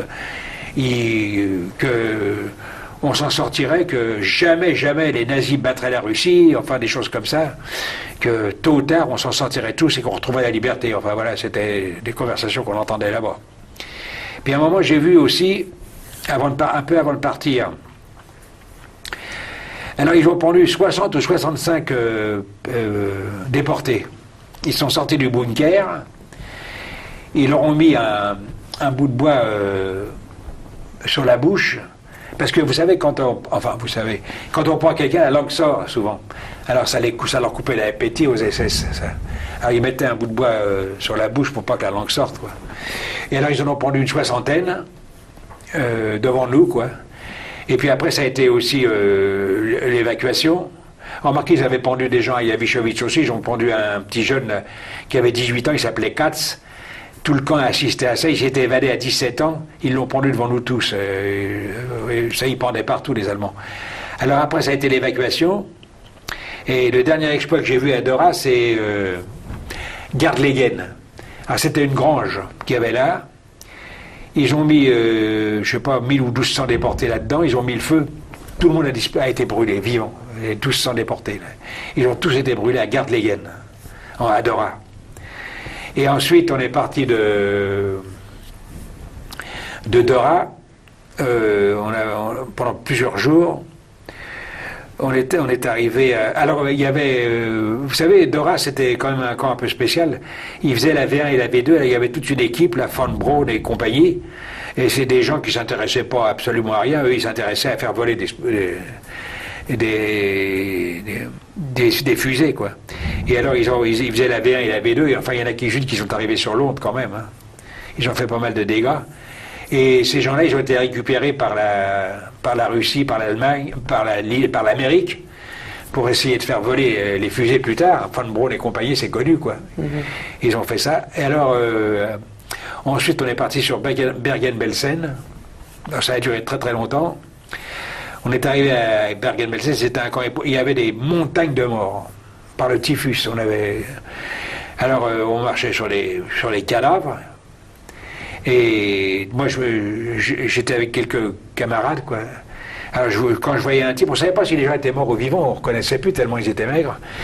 Alors moi, des fois, j'essayais de prendre un type, le pousser un peu, hein, et puis de l'essuyer, enfin de faire quelque chose. Laisse tomber, Maurice, t'es fou. Si jamais tu fais ça, mais tu vas être comme eux, tu reviendras pas à la liberté. Laisse tomber, t'occupe pas de ça. Bon, c'était comme ça, alors. Alors, quelques jours après, alors le typhus faisait des ravages terribles. Il y avait des gens qui étaient massacrés à coups de revolver, avec des revolvers silencieux, ils faisaient éclater la tête, ils faisaient les SS, hein. Et puis jusqu'au jour où on a été libéré par les Anglo-Canadiens. Alors les gens, il y en a qui mouraient, ils n'avaient plus la force de rire, ils n'avaient plus la force de parler. Il y en a un qui avait dit, je me rappelle, on ne libère pas un cimetière, ils viennent trop tard, fallait venir avant, enfin des choses comme ça. Et puis c'était surtout les Anglais et les Canadiens. Alors ils nous ont donné D'abord, ils nous ont déshabillés, ils nous ont donné une poudre pour faire partir les poux. Parce que c'est les poux qui nous donnent. Moi aussi, j'ai eu le typhus, mais moi, je m'en suis sorti. Mais alors, avec la poudre, ça tuait tous les poux. Vous étiez couvert de poux. Ah oui, on avait des poux. Et puis, ils nous ont donné à manger, mais alors, ils disaient, mangez pas de trop, parce que si vous mangez trop, vous allez. Et il y en a qui mangeaient trop, ils mouraient. Hein. Il y en a beaucoup qui sont morts en mangeant. Vous étiez dans quel état physique au moment de la libération? Moi, j'étais relativement un peu mieux que les autres, parce que j'avais passé 2 mois et demi aux cuisines. À Monowitz, ça m'avait beaucoup aidé. Et À Bergen-Belsen, les Anglais nous ont soignés, ils nous ont dit mangez pas trop, et cela. Et puis alors après, on est resté là 3 semaines, je crois, à peu près un mois. Enfin. Et alors il y avait 60 000 personnes, il y avait eu 100 000 morts à Bergen-Belsen à peu près, quoi. Alors le sinistre Kramer, là, il a été arrêté par les Anglais, et on voulait le liquider, mais ils ne nous ont pas laissé. Il y avait des déportés qui attrapaient des bouteilles, là. Ils les cassaient en deux, vous savez, et puis avec les bouteilles, ils défiguraient des SS. Puis après, les Anglais, ils ont empêché, quoi. Les Canadiens, surtout les Anglais. Mais il y avait tellement une haine, c'est pas croyable. Et puis après, de Bergen-Belsen, alors on est parti de Bergen-Belsen pendant plusieurs jours, on est arrivé à Bruxelles. Et à Bruxelles, moi j'étais malade pendant 3 jours, j'ai eu une crise de nerfs, c'est la liberté qui m'avait saoulé, quoi. Alors les Belges, ils m'ont soigné, ils m'ont fait ce qu'ils ont pu. C'est-à-dire, vous étiez... Oh, j'étais dans un état épouvantable. Et puis alors, je ne savais pas si ma famille était vivante, alors je ne savais pas s'il fallait aller à Limoges ou à Paris. Alors j'ai dit, ils sont peut-être tous morts, alors j'ai pris un billet pour Limoges, puis un pour Paris. Et à Bruxelles, qu'est-ce qui s'est passé? Alors à Bruxelles, on a été reçus par les Belges, mais je vous ai donné la photo, là, vous l'avez. Vous pouvez raconter? Et alors, on a été reçus par les autorités belges, par l'ambassadeur de France, par quelques généraux, par toutes les autorités. Ils nous ont mis dans des familles, on a été soignés, on a été vraiment gâtés. Hein. On a été reçus royalement par la Belgique, hein, vraiment, par l'entourage du roi, enfin ça allait l'eau, hein, on nous recevait vraiment avec beaucoup de dignité. Hein. C'est incroyable la manière dont on a été reçus. Et on avait gardé un souvenir formidable de ces gens-là. Et puis, il y a une famille belge qui m'a donné mon adresse. J'ai dit, je vous la donne. Je ne sais pas s'il y a encore quelqu'un chez moi, mais enfin, s'il y a quelqu'un. Il m'a envoyé la photo que vous avez vue, là, que je vous ai donnée, là. Mm-hmm. Et alors, ensuite, on est arrivé en France, où les gens étaient très indifférents, à l'hôtel du Tessia. Pourquoi? Bon, parce qu'ils ne croyaient pas à ce qu'on racontait, quoi. Personne ne croyait, quoi. Personne, en France, personne ne nous croyait. Et c'est pas possible, ça n'a pas existé. Remarquez, il y avait des SS qui avaient dit de toute façon, ne te casse pas la tête, personne ne les croira. Il y avait des SS qui avaient dit ça, je les ai entendus, moi. Personne ne les croira. Alors, comme ils disaient ça, les gens, c'était la vérité, on ne croyait pas. Il a fallu des années pour que les gens commencent à croire que cette histoire-là avait existé, quoi. Ça a été très long. Est-ce que vous, en rentrant, vous aviez envie de parler, envie de raconter? Pas trop, non. Mais après, quand on parlait, les gens, on sentait qu'on les ennuyait, quoi. Pour pas dire plus, quoi. Alors, terrible, ça, alors vous avez été à Auschwitz et vous êtes revenu après, comment vous avez fait? Voilà ce qu'on vous disait, vous entendez dire beaucoup, quoi. Mais c'était terrible pour vous De quoi? De rentrer et de devoir affronter ce sentiment. C'était ça, oui, on était écœurés complètement, malades, ça rendait malade. Il y a beaucoup de gens qui étaient. Moi, il a fallu que je passe pendant 3 mois dans une maison spécialisée. Hein. J'étais dépressif, quoi. Ah ouais. Alors j'ai été bien soigné à Fleury-Mérogis dans une clinique spécialisée. J'ai été soigné. J'ai aussi été à Saint-Maurice voir des déportés qui étaient devenus fous. Là, on m'avait envoyé, j'avais été voir avec un docteur là. Comment il s'appelait déjà ce docteur là? Il s'occupait beaucoup des déportés, il est mort maintenant. Imbona. C'est-à-dire le docteur Imbona. Il y a beaucoup de... Il a été déporté lui-même et il s'occupait beaucoup de ces questions-là. Alors il a dit, tiens, bien, tu vas venir avec moi, on va aller voir des déportés. Alors c'était à Charenton, là, ils étaient fous, quoi. Ils étaient dans l'ensemble, ils sont pas récupérables. Oui. Ils n'étaient pas récupérables. Alors c'est pour ça que je vous ai lu une chose de David Rousset, là, tout à l'heure, et je peux vous le dire là maintenant, peut-être, parce que ça vaut la peine. Prenez votre... Je voulais vous dire, voilà, il n'y en a pas pour longtemps, hein. Il y a aussi est-ce que vous connaissez l'histoire de ce qui s'est passé à comment ça s'appelle? À Hambourg. Non. Attendez, non, c'est pas là. Attendez, j'aurais voulu vous le lire quand même, c'est dommage de... Alors voilà. Voilà David Rousset, ce qu'il avait dit, il a écrit de nombreux livres, hein, lui. Alors David Rousset, la mort habitait parmi les concentrationnaires toutes les heures de leur existence. Elle leur a montré tous ses visages. Ils ont touché tous ses dépouillements. Ils ont cheminé des années durant dans le fantastique. Des corps de toutes les dignités ruinés. Ils sont séparés des autres par une expérience impossible à transmettre. Et le général de Gaulle avait dit à l'hôtel du Tessin, il avait fait dire, quoi. Nous ne sommes en substance certains que d'une chose. Les déportés ont des droits sur nous. Des droits que ni le temps, ni la turbulence du siècle n'effaceront jamais. Parce qu'il a eu des gens déportés dans sa famille, lui. Alors maintenant, voilà, je voulais vous dire, si vous avez encore une minute, je sais pas. Allez-y. Je voulais vous... Ah, voilà, écoutez, ça vaut la peine. Voilà. 20 enfants juifs de 5 à 12 ans ont été pendus dans le commando de Ballenhuser, Dame, à Hambourg, dans la nuit du 20 au 21 avril 1945. Ils venaient d'Auschwitz, où ils avaient été bien nourris et soignés avant d'être livrés comme cobayes aux médecins nazis de Neuengamme. Ceux-ci leur avaient inoculé la tuberculose pour observer le développement de la maladie et démontrer, selon le docteur SS Eismeyer, que les individus de race inférieure sont plus vulnérables à la tuberculose que les êtres de race supérieure. Ils devaient mourir pour que les traces du forfait disparaissent. 2 infirmiers hollandais et 2 médecins déportés français ont été exécutés avec eux. 24 prisonniers de guerre soviétiques ont été pendus ici. Alors maintenant, je vais vous dire une autre chose encore. Dans le pays de Goethe, l'Allemagne c'est le pays de Goethe, écoutez ça quand même, ça vaut la peine. Au pays de Goethe, commune de Königsdorf, afin de régler la question du taureau communal et afin d'écarter le danger d'épizootie, il a été décidé ce qui suit. Article 1er. Les vaches et les génisses qui directement ou indirectement ont été achetées à un juif n'ont pas le droit à la saillie du taureau communal. Les vaches et les génisses des établissements où se trouve du bétail acquis chez les juifs sont soumises à l'observation pendant l'année. Pendant cette période, elles n'ont pas droit à la saillie du taureau communal. Cette ordonnance entre en vigueur le 1er octobre 1935. Königsdorf, le 28 septembre 1935. Le maire de la commune, Königsdorf en Bavière, signé Ernst Schreier. Et moi, quand j'étais à Dora, il y a un Allemand qui est venu me trouver.